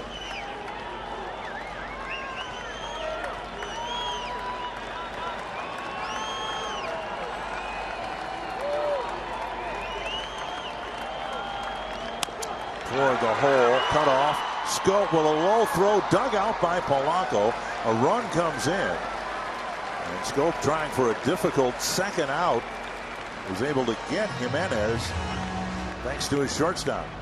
A nice pick right there by Polanco, but Schoop has to go way to his left. Ball almost got him past him into right field. But fully extended. Schoop spins around. Polanco picks it for the four-side of second. Moncada scores. That's a 5-2 ball game. Skoll picking up an RBI, just his 6th of the season.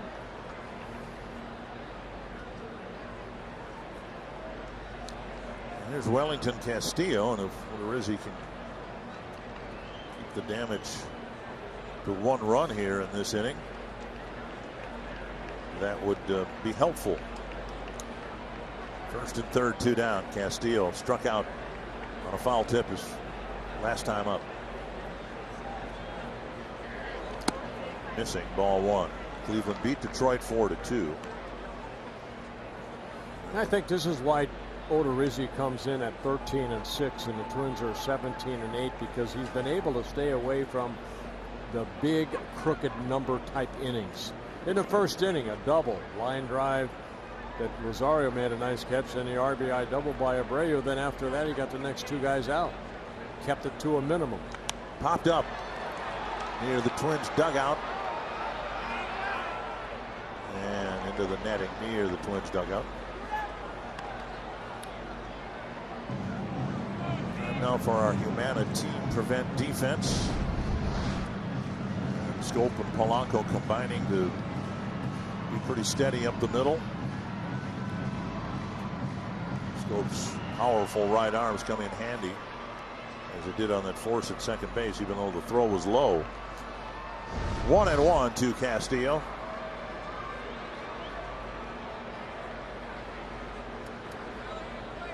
'65th pitch for Odorizzi.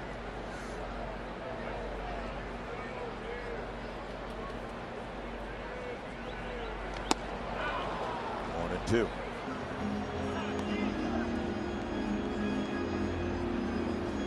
"22 pitches in the first inning, 16 in the second, only 8 last inning." Odorizzi right now, this will be pitch number 20 this inning, coming toward home plate.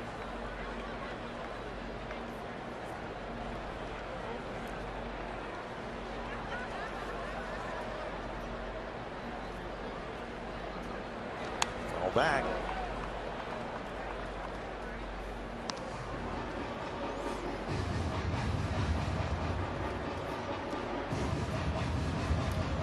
Cordero still warming up in the Chicago pen. Good bet that he's going to be coming in to pitch to the Twins in the 5th inning.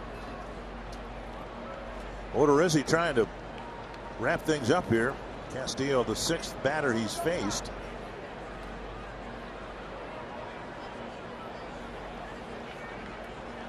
One and two.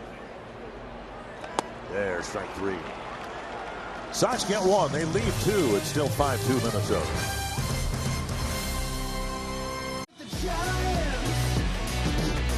There's no slowing me down. I run with the Giants. There's no stopping me now.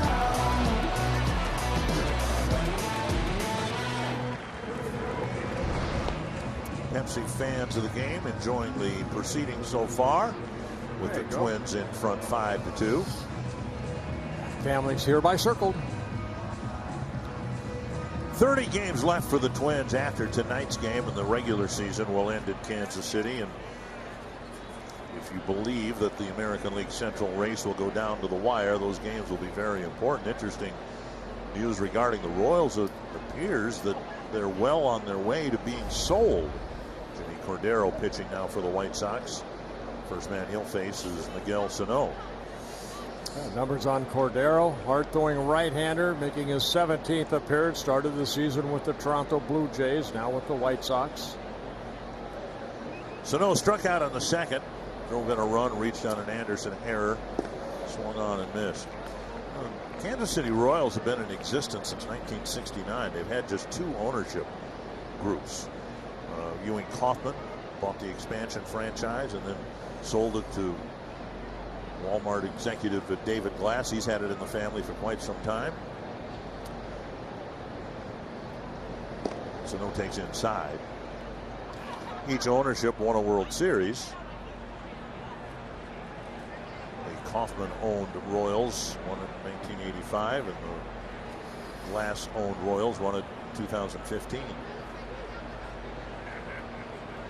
Sano, Crone, and Adrianza here in the Twins' 5th. Swing and a miss.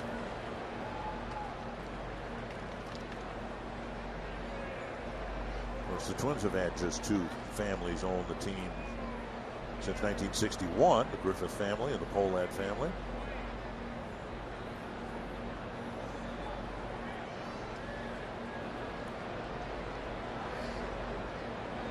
Ooh, inside and hit him. Second hit batter. Sano looked like he got hit on the right arm. And Marco Baldelli and Tony Leo will come out and take a look at him.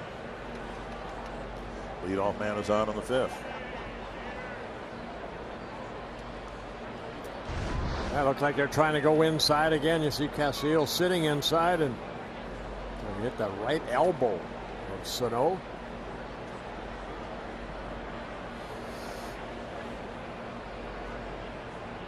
See if we got him right on that funny bone or not. Or maybe the fleshy part right beneath the elbow. Sano can afford to smile about it. The crook of the elbow is where he's pointing. Here's Crone. Warning track fly ball. It was beyond that. It was headed over the fence, but Garcia caught it and brought it back in. That was back in the second inning. Then he hit a hard smash to Moncada, who turned in a nice play in the third. And Crone will try to walk that off, or did he crack his bat? Gonna get new lumber.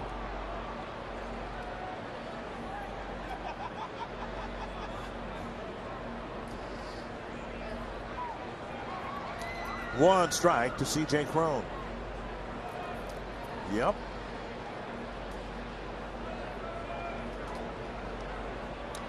Can't use that one again.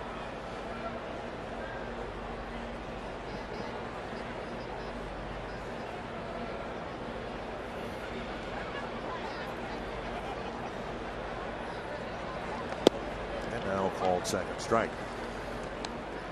Good easy fastball at 97 from Cordero.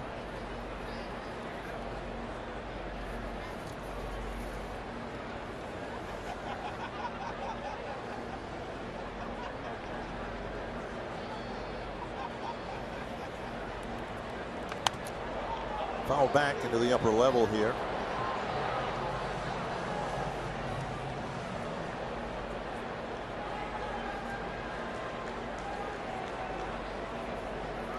Crone with 21 home runs, one of seven, now 7 Twins hitters with 20 or more home runs.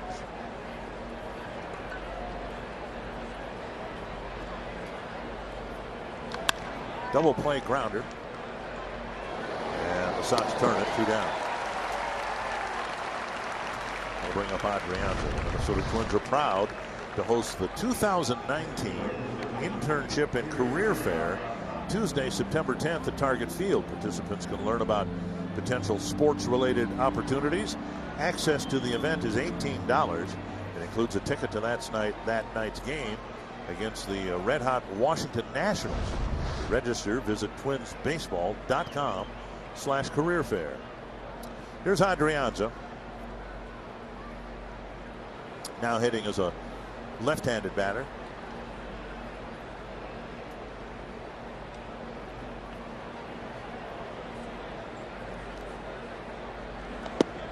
In front, strike one. Twins looking for their 81st win, trying to go 30 games above the 500 mark. You know, last time I saw somebody that did their sleeves like that, they had some cigarettes rolled up.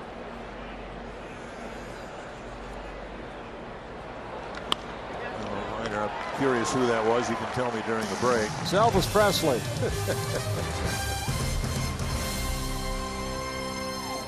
Here is our showstopper tonight.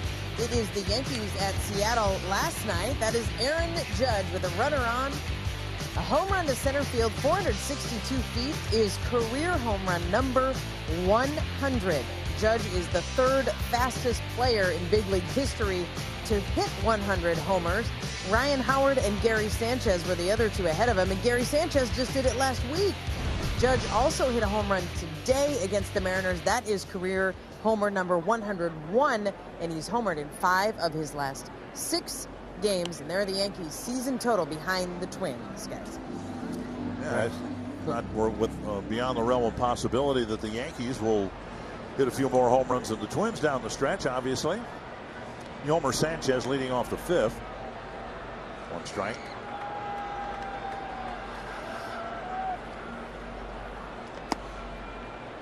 I'm sure I'm not the only baseball fan that just is captivated with just about every game that's played now that has some impact on, what the Twins' future might be. Clearly, their most important games are the ones that they play. But the Cleveland-Detroit game tonight is really important for Twins fans.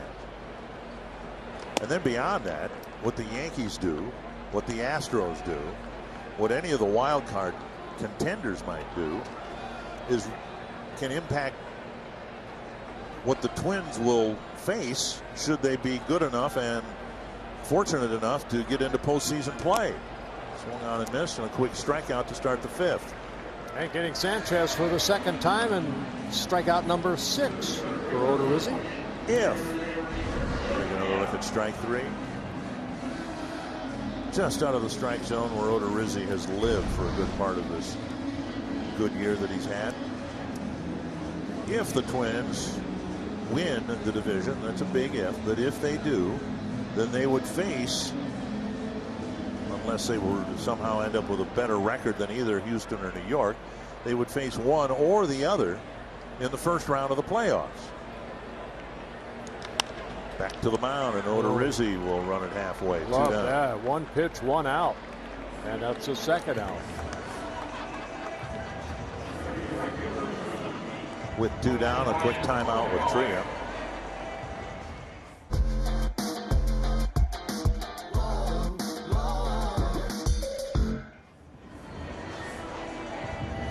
So of all the Twins fans who are out there, if you asked 100 of them, who'd you rather face in the playoffs if you get there, 50 might say the Yankees, 50 might say the Astros. It's just going to be interesting all the way to the very end. Outside, ball 1. And you never know that time of the year. I go back to '87. You know, we weren't supposed to beat the Tigers. We weren't supposed to beat the Cardinals, but we did. Right. So you don't know. You know, you get a couple of these hitters hot. You get a couple guys pitching well. Of course, Houston, you're going to see Verlander, Cole, and Greinke right off the get-go. At least in '87. Less so, I think, in '91. But there was so much momentum gained by you guys in winning the first 2 games against the Tigers. I mean, the crowd was into it unlike anything anyone had ever seen or heard before. Didn't do you any good playing in St. Louis, but it might have helped in Detroit because you won 2 out of 3 in Detroit. But we played well in Detroit, or St. Louis. 3-0 to Goins with 2 gone in the 5th.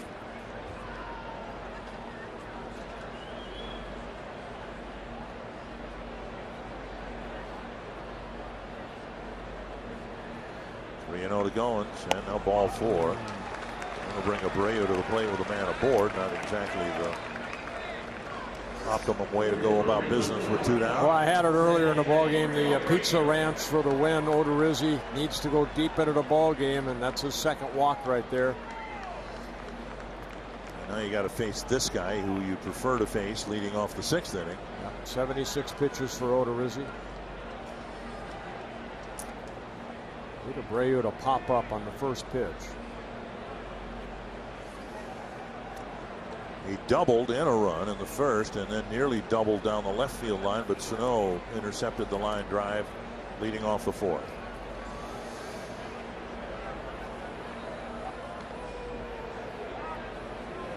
Quick feet of Odorizzi, something that Goins needs to be aware of.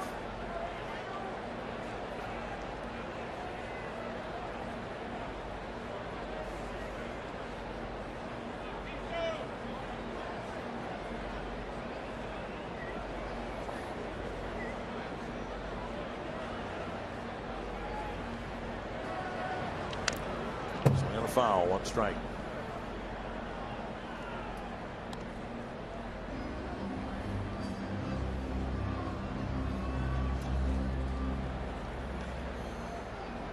Goins retying his shoes. Not a base stealing threat. He's only attempted 1 and he was caught. And with Abreu up there, you're not going to take that chance of getting thrown out at 2nd.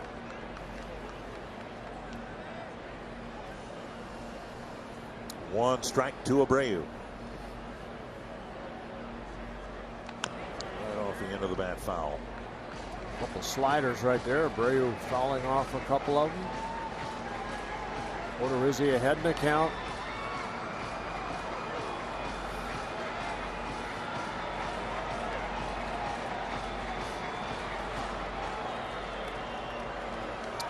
A quick start to this inning with the first 2 outs on 5 pitches.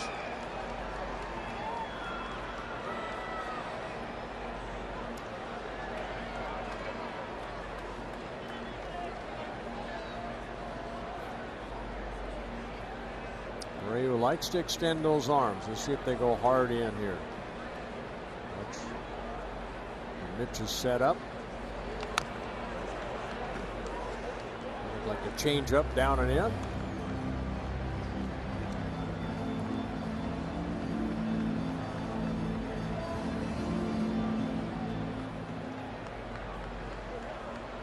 '80th pitch coming up for Odorizzi, hoping it'll be his last of the 5th inning.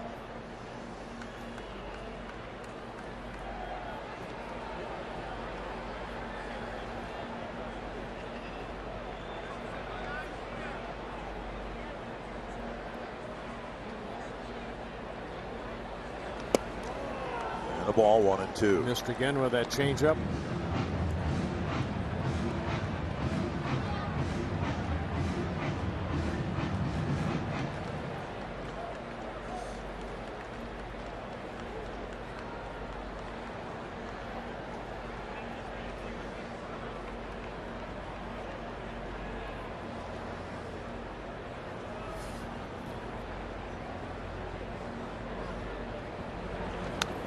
Upstairs and got a foul ball. It seems like forever. The White Sox have always had a big right-handed run producer in their lineup. It was Frank Thomas for many years, and it was Paul Konerko.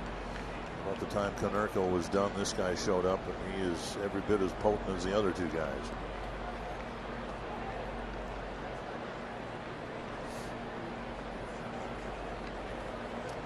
And Odorizzi has to face him after the 2-out walk to Goins. Another 1-2.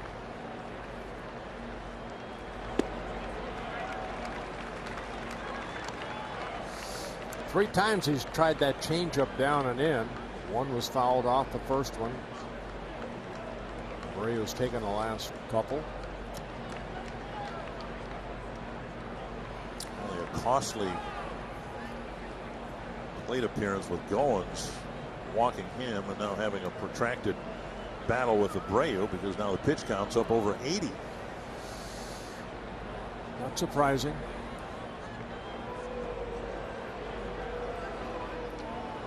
I say not surprising because for Odorizzi, this is his 184th major league start, and throughout his career he's averaged between 5 1/3 and 5 2/3 innings per start in his career. So what he's doing this year, averaging 5 1/3 innings, is no surprise.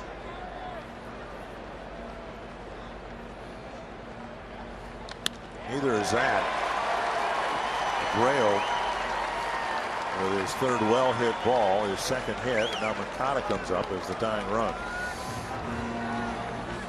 The guy's fouled off so many pitches in the bat like Abreu did with Odorizzi. Kind of hard to imagine a swing and a miss.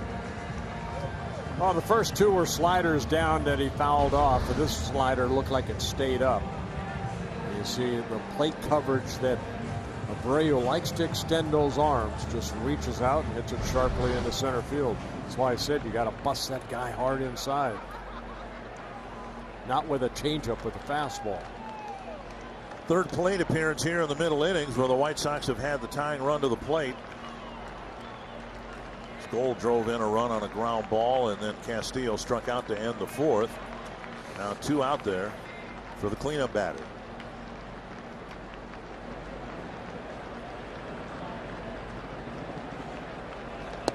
Fastball and strike 1.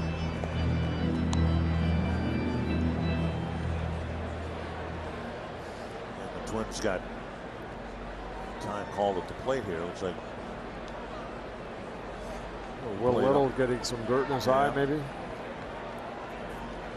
Twins got just 5 innings from Pineda last night and relied on 4 different relief pitchers to each pitch an inning in the 3-1 win last night. 1 strike to Moncada.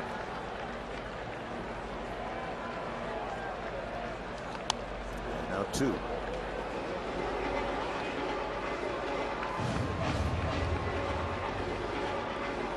Six strikeouts for Odorizzi.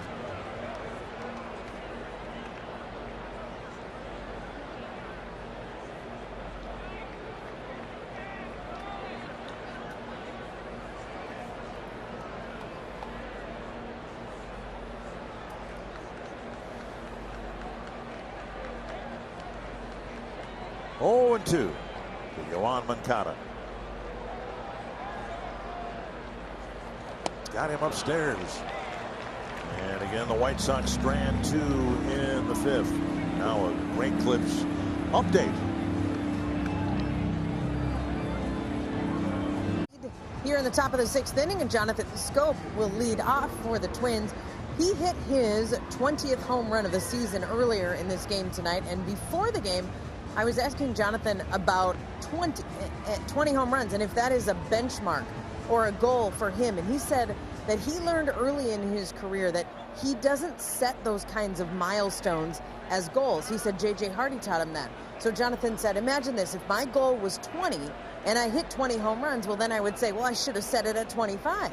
Or if I only have 17 and it's late in the season, now I'm pressing to try to get there.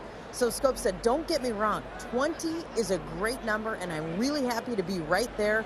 But Schoop said, I don't want to limit myself to that and I don't want to stop there. Oh, very good.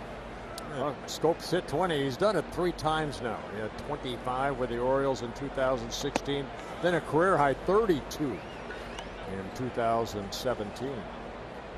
21 last year between Baltimore and Milwaukee, but by the time he got to Milwaukee, he was used at shortstop sometimes.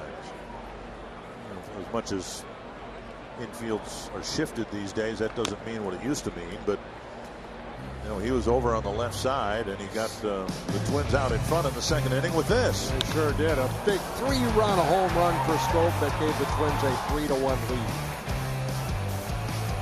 Now the Twins holding on to a 5-2 lead. 1-1 to Schoop, then Cave and Garver.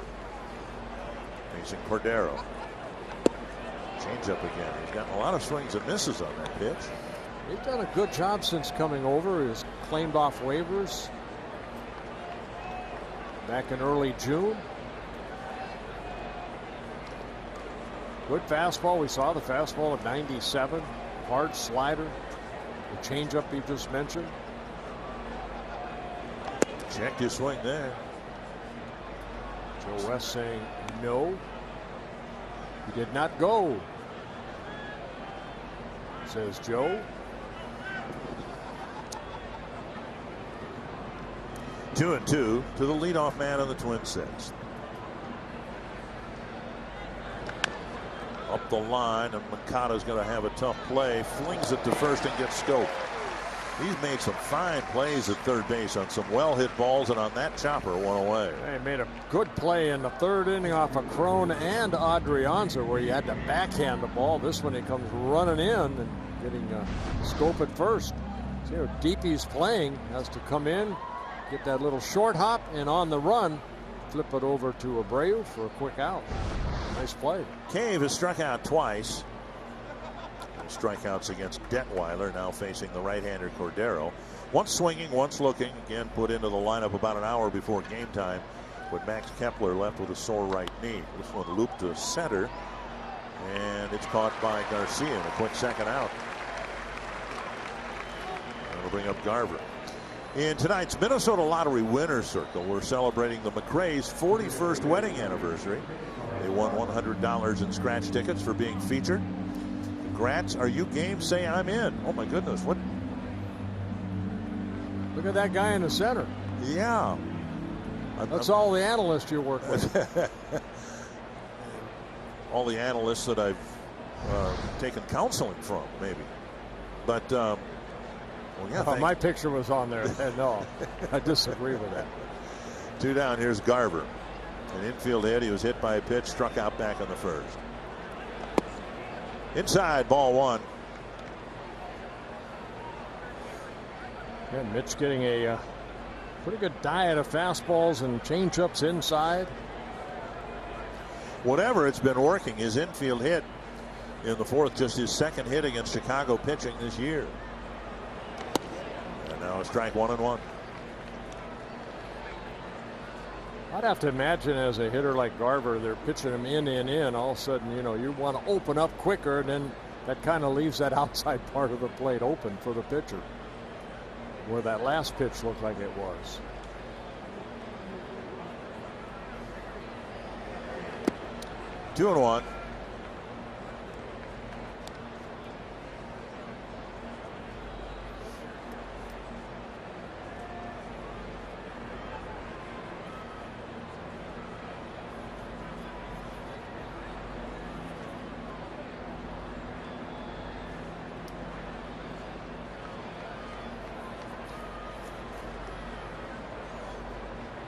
Twins looking for a little more breathing room. The ball drilled to left center field. Garver has his second hit of the night.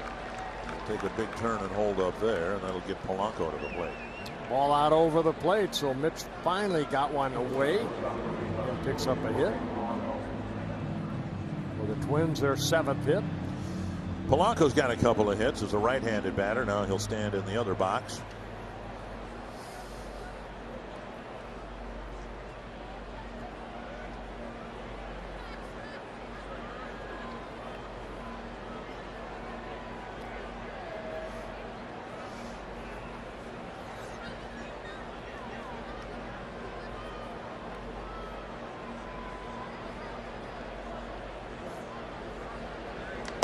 In there for a strike. More bullpen issues this time from the Oakland A's, with Kansas City coming back and taking a late inning lead on the A's. Twins with 5 2-out hits among the 7 they've collected. The biggest, Scopes home run.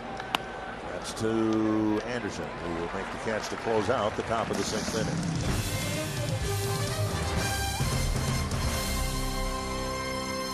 Baseball on Fox Sports North is presented by Menards. Save big money at Menards on all your home improvement needs. Twins leading by 3, but the White Sox have had threats in each of the last 2 innings. See if Odorizzi can complete 6. They face Anderson, Jimenez, and Skoll here in the bottom of the 6th. Cleveland beat Detroit 4-2. The Twins lead over Cleveland trimmed back to 3 games. Big inning right here for Odorizzi. Has 86 pitches. Like to get through this without any help out of that bullpen. And Anderson lays off. Upstairs, ball 1. Odorizzi making his 9th career start against the White Sox. He's 2-3 in his career. Very good 3.2 ERA. Making his 4th start here at Guaranteed Rate Field. It's hit to right, and it'll carry to Adrianza, who snags it one away. He has yet to win here, so a guy that grew up in Illinois, in Breeze, Illinois, would like to get a major league win here in Illinois against the White Sox.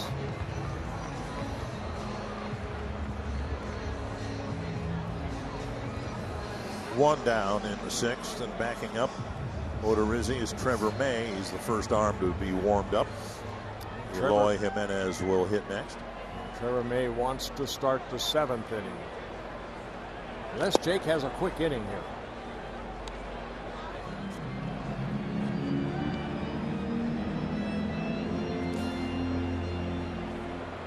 We saw it happen last night. Pineda, similar number of pitches, and he was not given the 6th inning, but Odorizzi given the chance to try to get through this inning without 20 pitches or anything unworldly like that. Yeah, I talked to Wes Johnson about Pineda, and, you know, with that elbow little situation he had where he spent some time, missed a start or 2. They wanted to be very careful with him.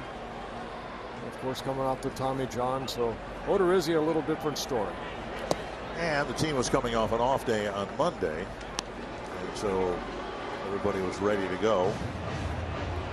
Well, Odorizzi's gone over 100 pitches. Pineda has yet to have a start where he's worked 100 pitches or more.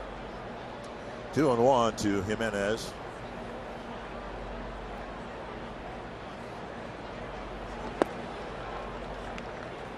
Gets Jimenez to swing over the top of that changeup.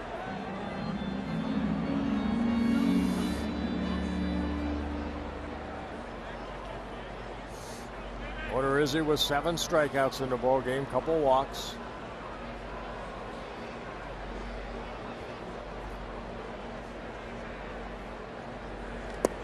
And now a full count. Skoll on deck. The goal to complete 6, something that Odorizzi's only done once in his last 11 starts. And only 8 times in 25. Full count. Jimenez walked his last time up. And he got him. The breaking ball down and away. 2 away in the 6th. Strikeout number 8. Jake came into the ball game with more strikeouts to innings pitched. Now 145 strikeouts, 137 innings pitched. And the youngster right there just swinging at ball 4. Scholl drove in a run with a ground ball to Scope in the 4th inning.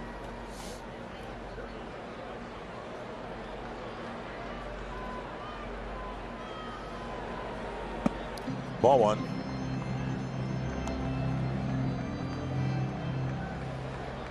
Scholl uses a pinch hitter last night. And the White Sox are trying to come back from a 2-run deficit. Ended up striking out.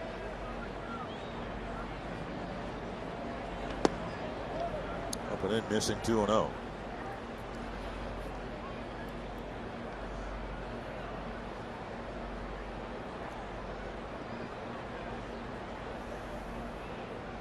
Odorizzi threw 104 pitches in his last outing against the White Sox, but covered just 5 innings.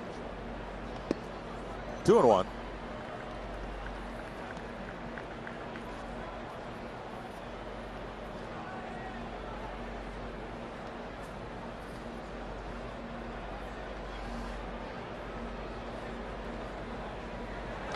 Popped up.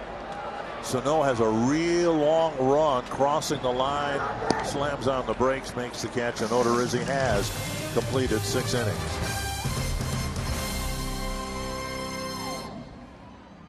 Take a look at the Grant Casino story of the game. White Sox had an early 1-0 lead, but Jonathan Scope's 3-run home run in the 2nd inning where they made it 3-1. Twins scored a couple runs in the 3rd, 1 unearned. And Jake Odorizzi, 6 innings, 98 pitches for Jake, 59 strikes. It's up. I don't know if this is going to come out for the 7th inning or not, but 6 very good innings. And he stayed away from the damage too, the crooked numbers. In the 1st inning could have been trouble. In the 4th inning could have been trouble, but worked out of it. We said that about Pineda a lot too, and it's one thing to give up hits and walks. It's nice to have 1, 2, 3 innings all the time, but you are able to keep damage to a minimum. Kelvin Herrera coming in to pitch to the Twins in the 7th. Yeah, Herrera worked in last night's ball game, worked an inning and 2/3, couple hits allowed but no runs. Threw 21 pitches, 15 for strikes. Cruz, Rosario, and Sano. Cruz with a bounce out and 2 intentional walks. One of them with 3rd base open. That's called respect. Fear? that probably part of that too. He's hit 8 home runs and 5 doubles against the White Sox this year. 1 strike to Cruz. Big cut and a foul. Herrera get that fastball. We saw it last night in the upper 90s. Got a very good changeup, hard breaking ball. All those years with Kansas City. And last year he got traded to the Washington Nationals.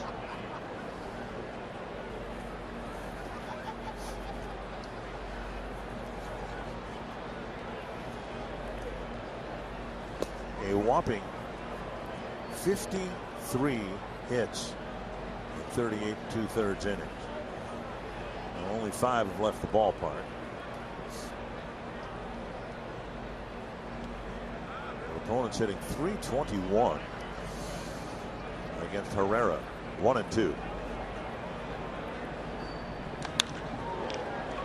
Backhanded by Sanchez. Soft line drive caught for the 1st out. And that'll bring up Rosario. The MLB Ballpark app will complete your next visit to Target Field. You can buy and manage game tickets, redeem special check-in offers, access exclusive content, and much more. Download the MLB Ballpark app today. Yeah, all the shifts put on, you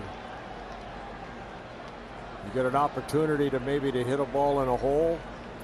But right there, Sanchez made a nice play, playing up the middle anyway. See the shift put on to Rosario. Single, run batted in on a ground out and another ground out. Ball one. Luis Arraez has come out onto the on-deck circle, remembering that Sano was hit by a pitch in the right elbow area. He's a little banged up with Kepler scratched from the starting lineup. Gonzalez has got an abdominal issue. Swung on and missed 1-1. Good change up there by Herrera.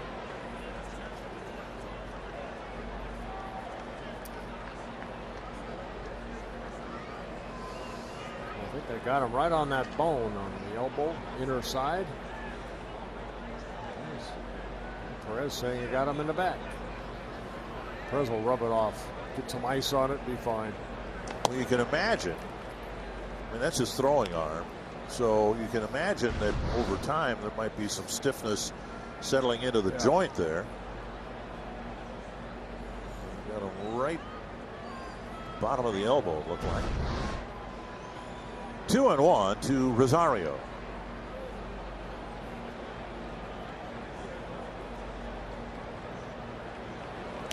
You ever bang your head, your elbow on something, and you hit that funny bone, and your hand almost goes numb? That's what I thought maybe happened. You hit that bone right there, hand goes numb for a little bit. You ever do it? Every other week. I think everybody's done that. 2-2.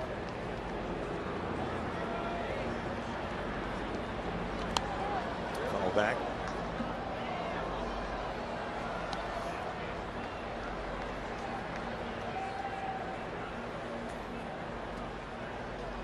It's been stuck on 5 since the 3rd inning. Left the bases full in the 4th. We haven't done much since. 2-2 to Rosario. Well, Cordero came in, pitched 2 very good innings. Only gave up 1 hit, 2 shutout innings. And Rosario strikes out with Castillo hanging on to look to be a foul tip. 2 down. Well, good changeup right there. Great location, and Herrera picks up a strikeout.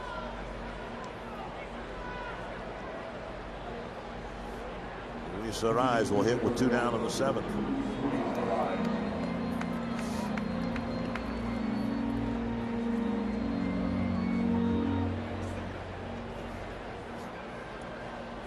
Nice, isn't it, when you can speak of a rookie and say his average is down to 335?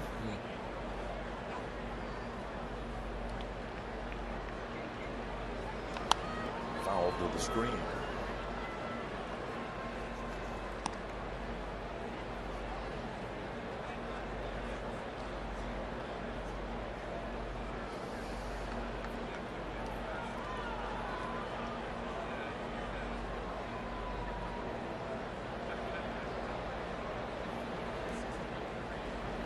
One and one. Under the assumption that neither Gonzalez nor Kepler are available tonight, Twins have, in inserting Arraez, they've used their 1 of 2 bench moves. Jason Castro, the backup catcher, the only other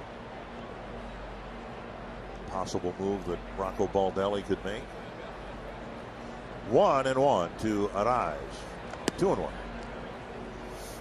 You know, earlier in this inning, we showed you the shifts that the White Sox put on Cruz, and then Rosario. Well, Arraez more of a traditional type defense because he hits the ball all over the field.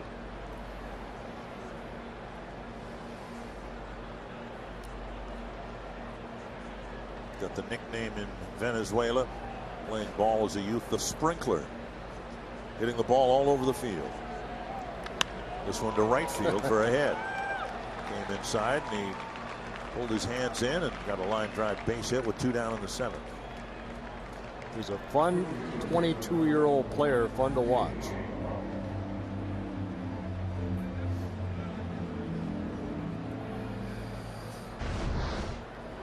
Going inside, and you're right. Look how quick he opened up.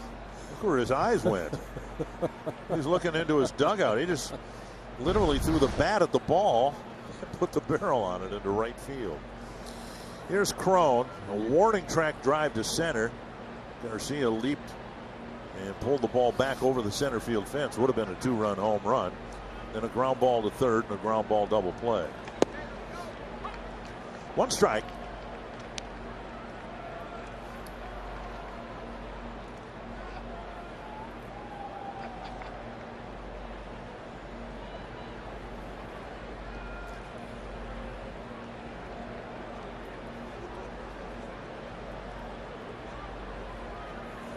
Big cut. Now 2 strikes.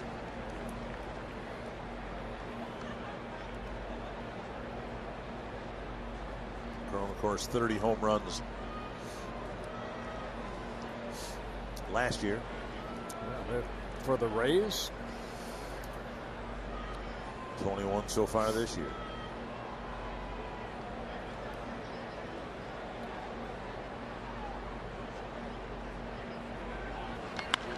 Ground ball and another nice pickup by Moncada. Wow. He's made 4 outstanding defensive plays at third base tonight.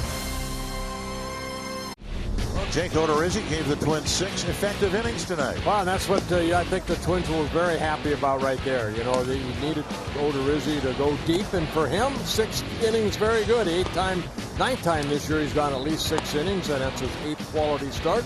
8 strikeouts. Couple walks, and he stayed away from that multi-run inning. So good job by Odorizzi. Now it's up to the bullpen to hold that lead and get Odorizzi his 14th win. First guy out of that bullpen is Trevor May. Trevor making his 52nd relief appearance. Doing a good job. Opponents hitting just 196 off of Trevor. And Arise stays in the game. It's a handshake from Nick Capra. May's been good in the month of August, just 1 run allowed on a home run. And he'll face Wellington Castillo to start the Chicago 7th inning. The bullpen's been good over the last couple of weeks with an ERA of just over 2. 4 scoreless innings last night from 4 different relievers.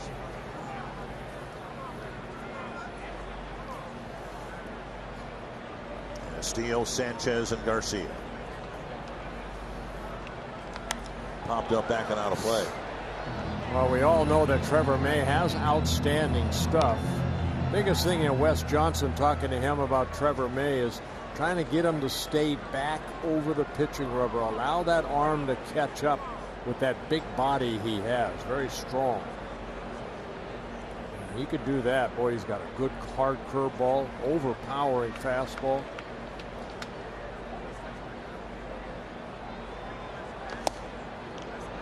And that's what you don't like to see right there, that high fastball from May. You can almost see that arm not quite caught up to his body.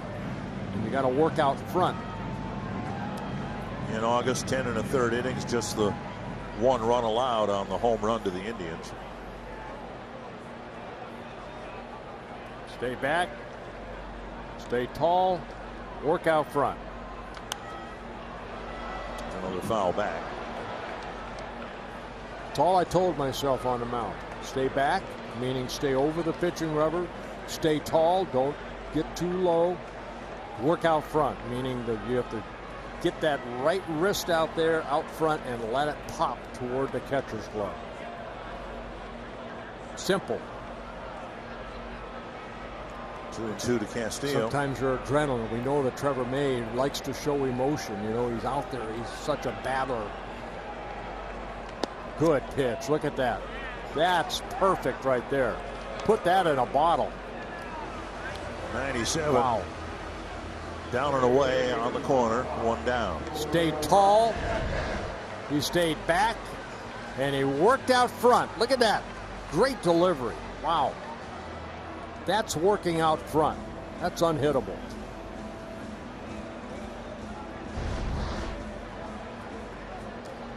$16,802 the paid attendance.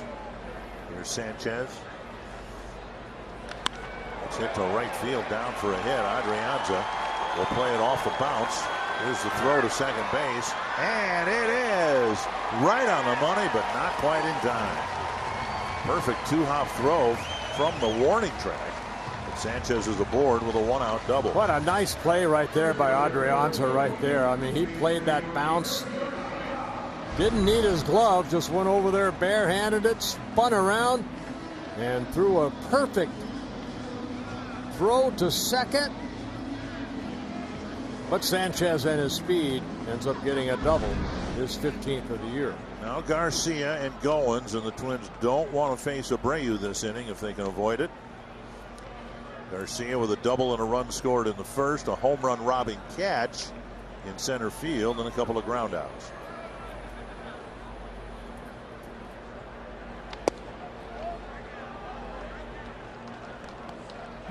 Ball 1.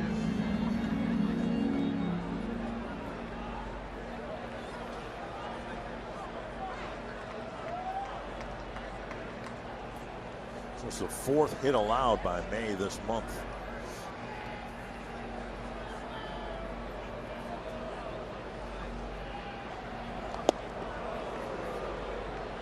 Change up right there. Yeah. Sergio Romo had a quick 8th inning last night. He struck out the side.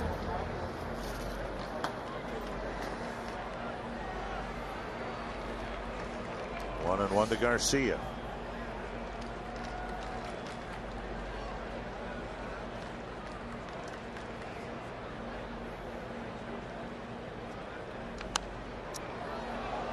Far in the series, the Sox have just one hit with a man in scoring position, and that was Abreu's double in the first inning tonight.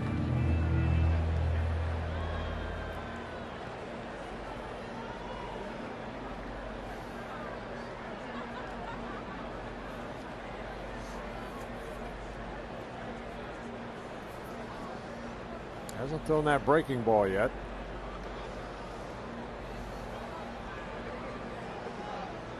There it is. 2 down. And it's a hard breaking ball right there.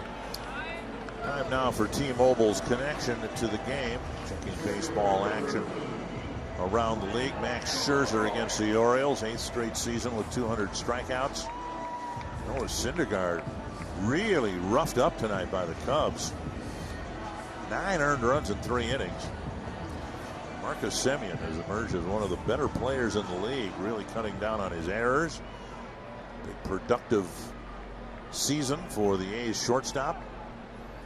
2 down, runner at second, and now Goins and Abreu on deck. In there for a strike.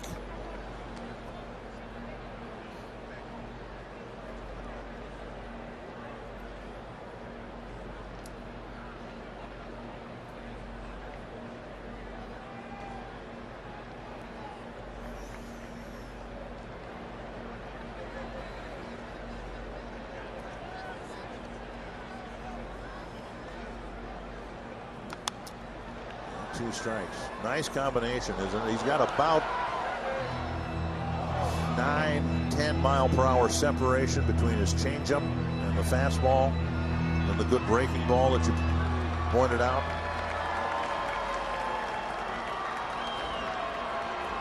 Trying to strand Sanchez at second after his 1-out double. Ahead in the count here.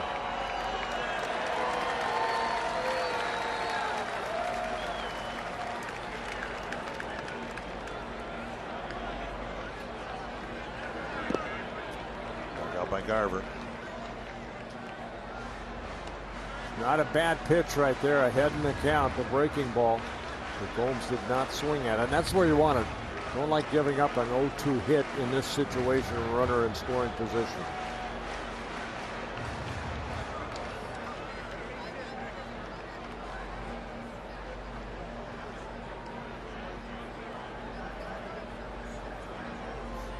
One and two. Got him. Good inning for May. Gave up a double, left him aboard, and we head to the 8th.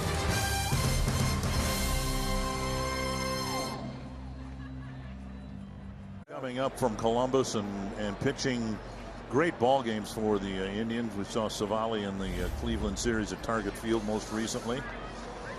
And James Fry now the latest Chicago White Sox pitcher. Fry making his 55th relief appearance. Sinking fastball, slider, occasional curveball, and changeup from Fry. He's in his 3rd season with the White Sox. Adrianza leads off the 8th as a right-handed batter.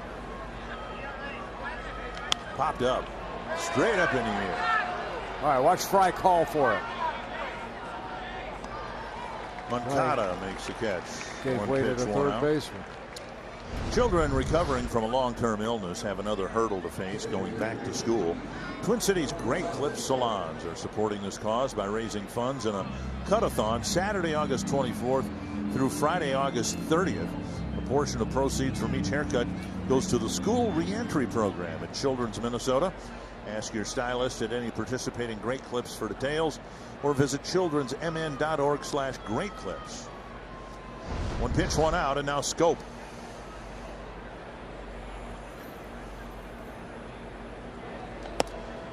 Upstairs, ball 1. Day game tomorrow. Then the Twins fly to Detroit. A couple of night games and a couple of day games.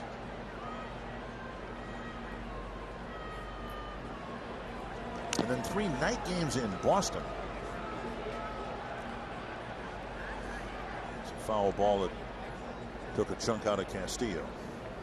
Yeah, Will Little will let Castillo take a little extra time as he hands Fry the ball.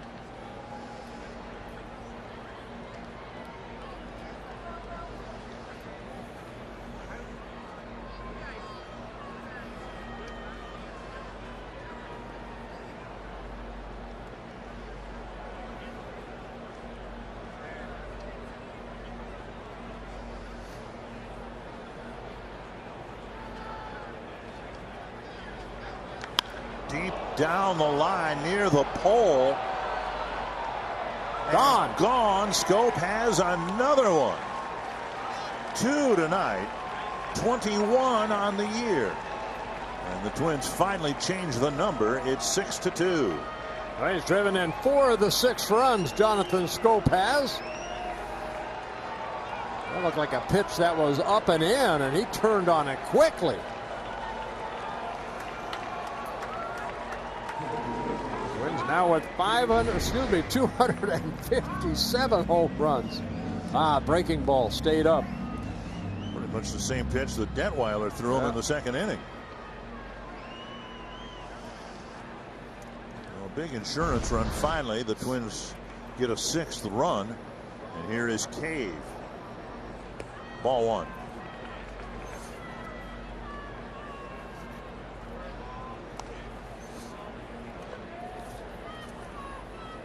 Five multi-hit games for Scope. And oddly, all 5 have been on the road. Cave with a sharp ground ball single up the middle. Cave's first hit, he's 1 for 4. And he's going to dig for 2. And he is safe at second. Hustled by Cave, getting him an extra base. Well, that's knowing the outfielders, too. Garcia's got good speed out in center field, but he doesn't have that strongest of arm. And Cave right there taking that gamble of getting into scoring position. See if the White Sox want to look at it. But you can see Garcia kind of held up. And then his throw, a good one to Anderson, but looked like Cave able to get that right hand on the bag and keep it on the bag. Yep. Well, a couple of extra base hits here from the bottom of the order. Good hustle by Jake Cave. And now Garver, who's reached his last 3 times, hit by a pitch in the 3rd, an infield hit, and an outfield hit. Ball 1. You know, we just saw Cave slide head first because that's what has come naturally to him. And again, it'll be the challenge for Buxton. And when he comes back, he will find himself in situations like that. He may be forced to try to do something that's unnatural, like slide feet first. 2-0.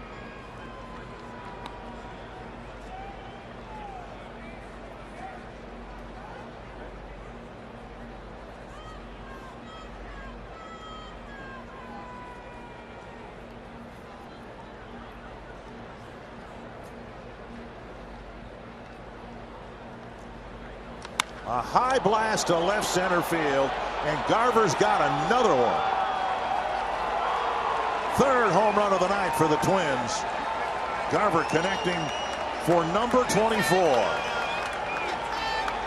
And it looked like they wanted to go in again, and this time Mitch Garver said, okay, I've had enough of those pitches inside. I'm going to open up, and I'm going to hit it hard, and he did. And Rick Renteria running out of the dugout about as fast as he can. Take a look at the pitch. Castillo again inside, and Mitch opening up. That ball was not in far enough. Garver took advantage of it.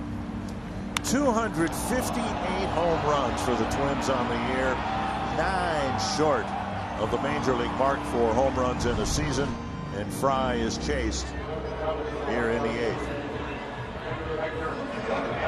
One hit against the White Sox all year long until his infield hit, a little number up the line in the 4th inning, then a solid single to left in the 6th, and then a long home run to left center.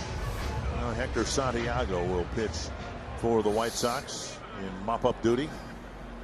Yeah, you see those numbers between the Mets and the White Sox. Santiago, of course, part of the Twins at one time. Originally signed with the White Sox and then traded away to the Angels, and then the Twins got him from the Angels. Started the season with the Mets. Strike 2.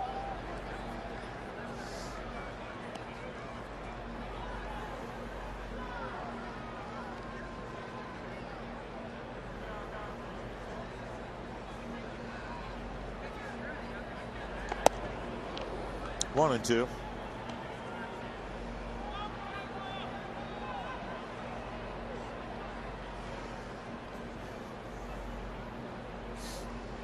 Santiago, 31 years old. 2 and 2.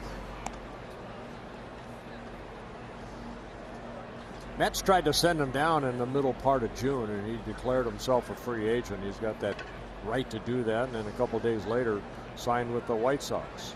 Started in AAA, got called up in early August. Bronco waves at strike 3. Had to change up down and away after 4 pitches inside.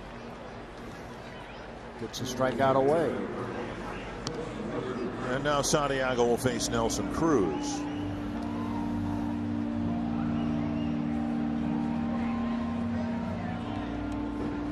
Cruz with a ground ball to third, 2 intentional walks, and then a soft line drive caught by Sanchez near the second base bag.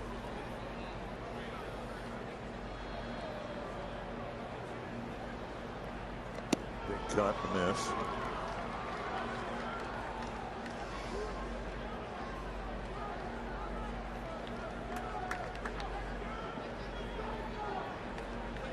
Twins have hit 24 home runs here at this ballpark this year. Tomorrow, sadly, their last game to be played here this year. Got to clarify that after we signed off the ballpark in Arlington, Globe Life Park. We won't be playing there again next year or forever. Rangers will have a new ballpark.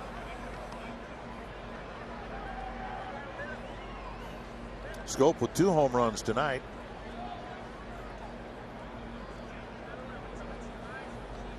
Two and 1. 2 and 2.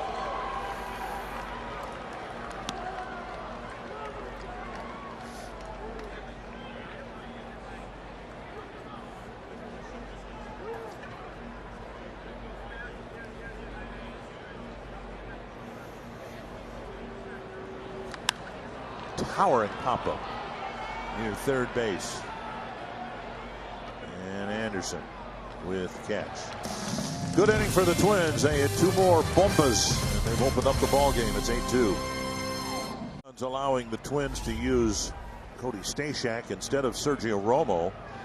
Stashak's had a couple of scoreless outings in a row. I think maybe a Trevor May, the way he threw, may have gone one more, but I think with the 3 runs put on, Stashak getting an opportunity here. We saw Romo warming up in the 7th inning after the Sanchez double. Abreu, Moncada, and Anderson. Strike 1 from Stashak. 3 stints for Stashek, wearing a Twins uniform, making his 8th appearance, all out of the bullpen. On the ground, Polanco from the edge of the outfield grass fires on target, 1 away. Bremer retired. That's a good play because, you know, he had to wait back right there, but he also knew who was at the plate. You know, if it's a quicker runner, maybe he has to come in and play the short hop. But with Abreu, you know, not the quickest down that first baseline. Nice play by Polanco. Moncada, single and 2 strikeouts tonight.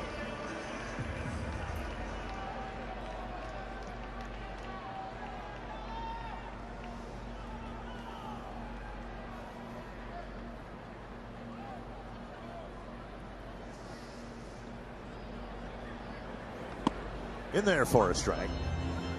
Good hard slider there.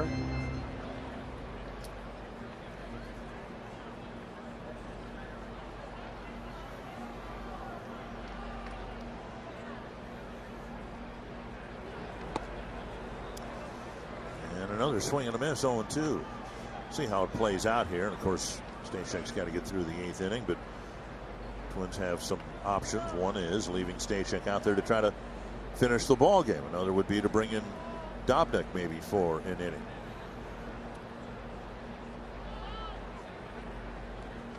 And through the regular season, we've seen the Twins get a couple innings from someone like Stashek and then moving him back to Rochester to bring a fresh arm up. But again, with something we discussed yesterday, they changed the rules on this. Now for late August, if you send a player down, they have to stay down for 10 days, whether there's a team to play for or not. In other words, if they were to send Stashek down after tonight's game, even though Rochester only has a handful of games left, he still couldn't be reactivated to pitch up here until the full 10 days expired. 2-2 to Moncada. Ooh, got him got him at the knees. 2 down.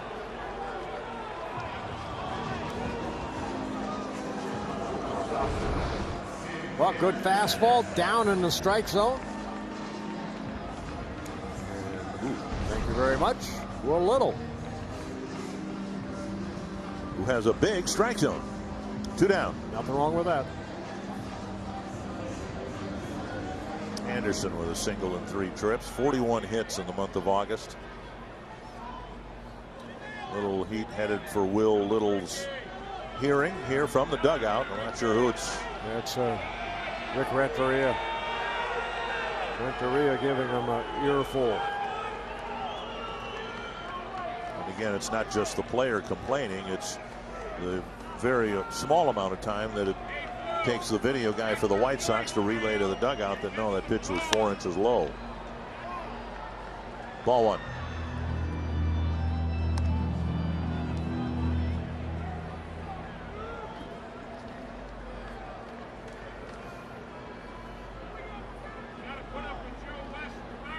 Stashek, 25 years old, started in Double-A, got promoted to Triple-A, now making his 3rd stint with the Twins. 1-1.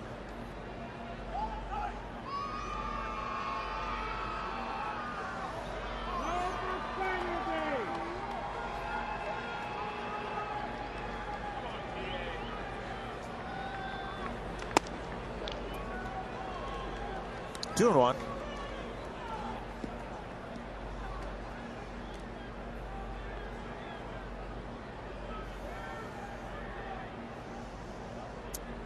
Pitches, 6 strikes for Stashek.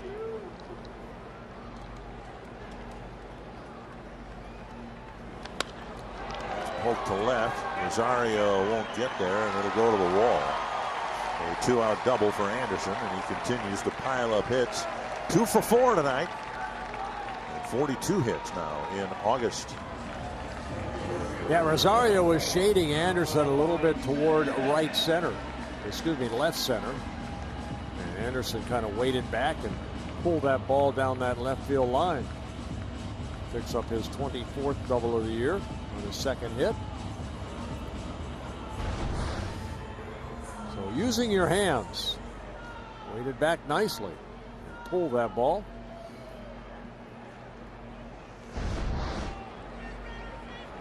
Now Jimenez.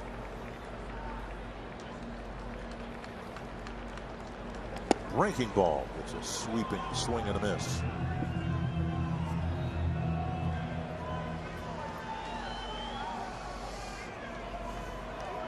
Of course, in a few days after Labor Day, rosters can expand. They can actually expand on September 1st, but the Twins will, for the most part, no, maybe not. I mean, Rochester doesn't look like they're going to be in the playoffs. And the call-ups could come earlier than Labor Day, which is the 2nd.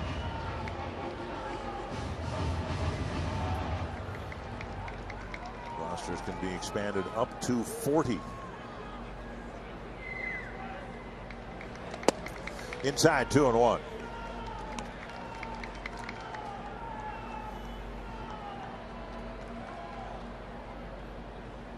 One of the toughest jobs in baseball is being a AAA manager these days. Joel Skinner, the Rochester manager for the Twins AAA affiliate. You are forever shuttling players back and forth and sending away players who are rested in exchange for pitchers who are not. 3-1 to Jimenez. Well, knowing Joel, I'm sure he enjoys having somebody come into his room, the manager's room, and inform him they're going to the big leagues. Right. And then you have to deal with the guys coming back down. Crone underneath it. You're going to the big league, son. Just take a toothbrush and a change of underwear. Top of the 9th inning, and the Twins' playoff push continues when they return to Target Field September 6th to the 8th, taking on the Cleveland Indians. Saturday, September 7th, the first 10,000 fans will receive the final Joe Mauer bobblehead featuring him in his final game. Don't miss this pivotal matchup by securing your tickets at twinsbaseball.com/tickets. Is won 4-2 over Detroit. If the Twins win tonight, the lead will remain 3.5 games. Here's a ball smoked to right field, but within range of Goins. A line out for the first out of the 9th inning. Santiago's pitched to 3 men, gotten 3 outs. That'll bring up Luis Ariz. Ariz singled in his first plate appearance coming into the 7th inning when Miguel Sano's right elbow area tightened up after being hit by a pitch in the 5th. 1 strike.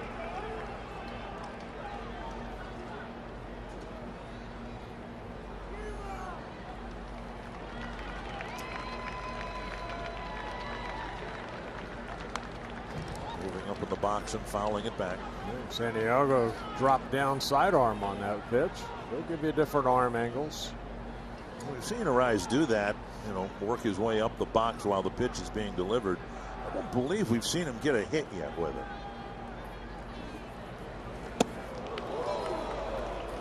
And at 91, Santiago reminding the rookie.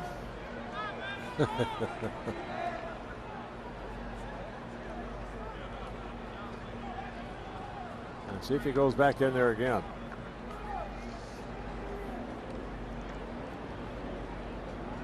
Oh, working away. Backhanded by Sanchez. And 2 away.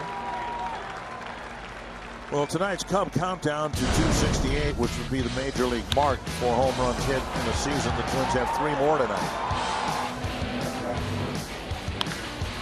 Scope with 2 of them. Big 3-run home run to turn the game around, and then Garver adding a 2-run home run in the 8th.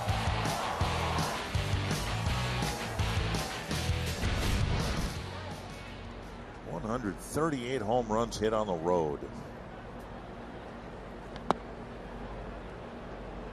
That might help explain why this team has done so well away from Target Field.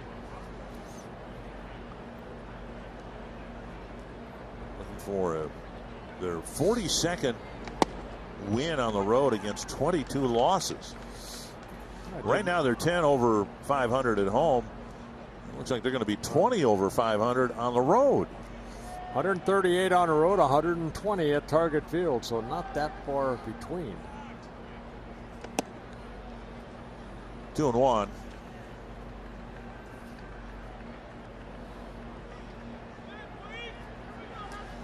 Crone almost hit a home run in the second inning. Vivek Garcia in center brought it back over the wall. And that's too tall for Anderson. Crone with another cracked bat, but at least this time he got a base hit. A 2-out single, and that'll bring up Adrianza. He fought off that fastball inside.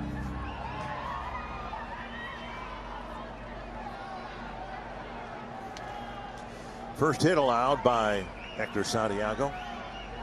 Yeah, Crone's still kind of shaking that right hand. Remember, he spent some time on the IL with that right thumb injury. Yeah, he's still trying to shake the electric shock out of that thumb. Strike one. I've asked him about that throughout. And with Cruz, of course, the pain in the wrist would be accentuated when he swung and missed. But with Crone, it's been just the opposite. He can swing and miss all he wants, but it's when he makes contact. Yeah. Well, he got jammed pretty good right there, too. He wears that little pad to protect that thumb, but he was shaking it off pretty good. Rayo's going to be playing behind Crone. Crone's not going to go anywhere. Fouled away. The Twins have a chance, of course, with their hope for 42nd road win this year. They have a chance to get to 50. They've only done that once in their first World Series year of 1965. Won 51 road games that year and 51 home games. Sounds like a good year. Except for the Dodgers. It was. Couldn't win on the road in Los Angeles during the World Series. Otto Steen turned that series around with his Game 3 outing, and then Drysdale and Koufax. 1-2 to Adrianza.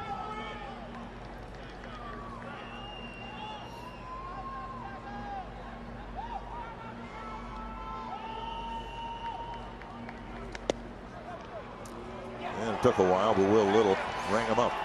We go to the bottom of the ninth. The Twins up 8-2.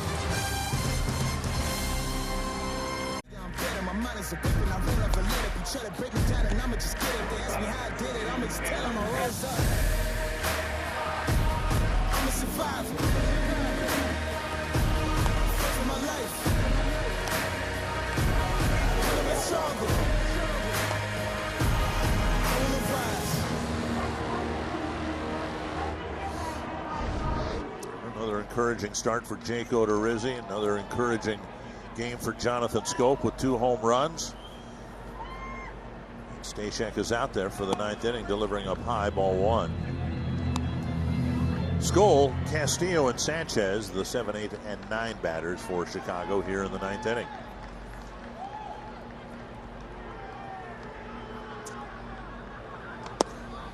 And now missing 2-0.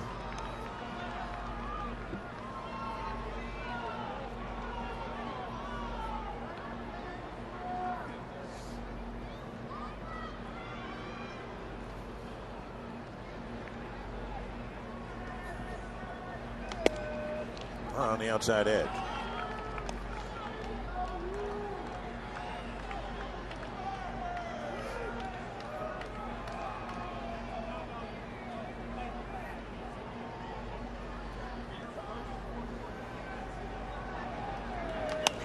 Two and two.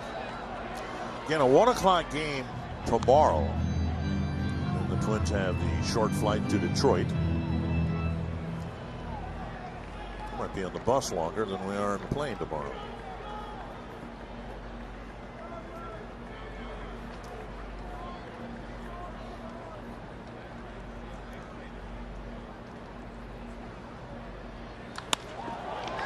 center field and down for a hit. And Cave with a little issue with it, but he recovers. It's a leadoff single for Matt Skoll. This copyrighted telecast presented by authority of the Minnesota Twins. It may not be reproduced or retransmitted in any form, and the accounts and descriptions of this game may not be disseminated without the express written consent of the Minnesota Twins, LLC. Wellington Castillo will bat. The Twins would like Stashek to finish this one out here so they don't have to heat up the bullpen, get through this game with 3 pitchers used and only one other one warmed up. Romo was getting loose back in the 7th inning. Castillo has struck out 3 times. Might as well hit it to a double play, really make it a good day. 1 strike.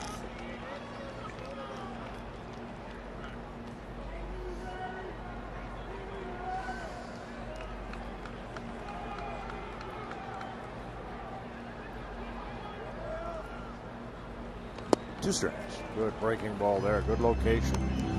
Both the Yankees and the Astros won. Astros beating Tampa Bay.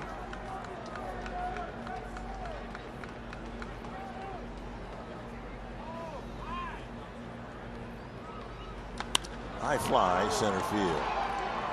Plenty of hang time. And it's Cave with the catch, 1 away.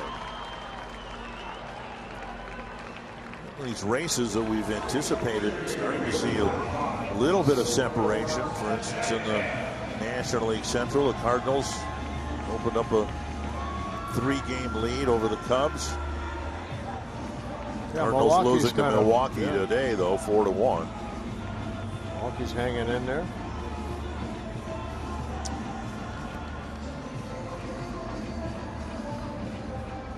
Here's Sanchez. Cracked a double his last time up.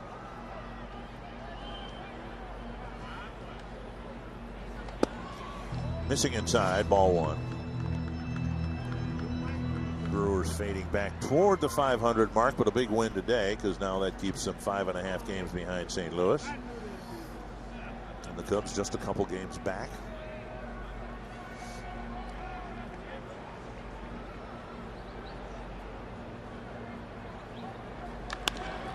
It's a base hit to right. And Skoll will hold up at second. So Twins will take this, alternating a hit with an out. That'd be just fine. Yeah, Sanchez picks up his 2nd hit. First and second, 1 down, and now Garcia.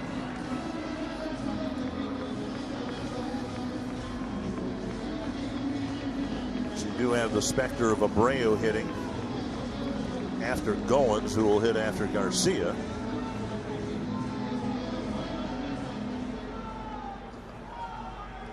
Guess is the Twins might have to get somebody fired up here if Garcia reaches.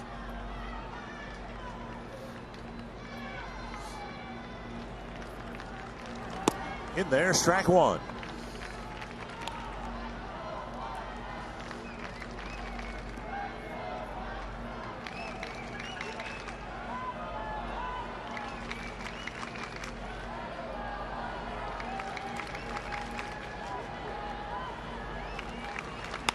Back to Stashek.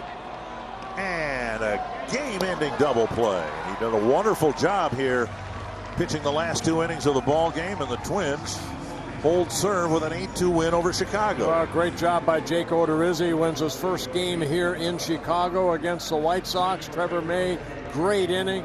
Stashek, good 2 innings right there. So good all-around day, pitching-wise, and great offense, especially led by that man right there, Jonathan Schoop. Twins have now won 6 games in a row on the road, and they're 20 games over 500 away from Target Field.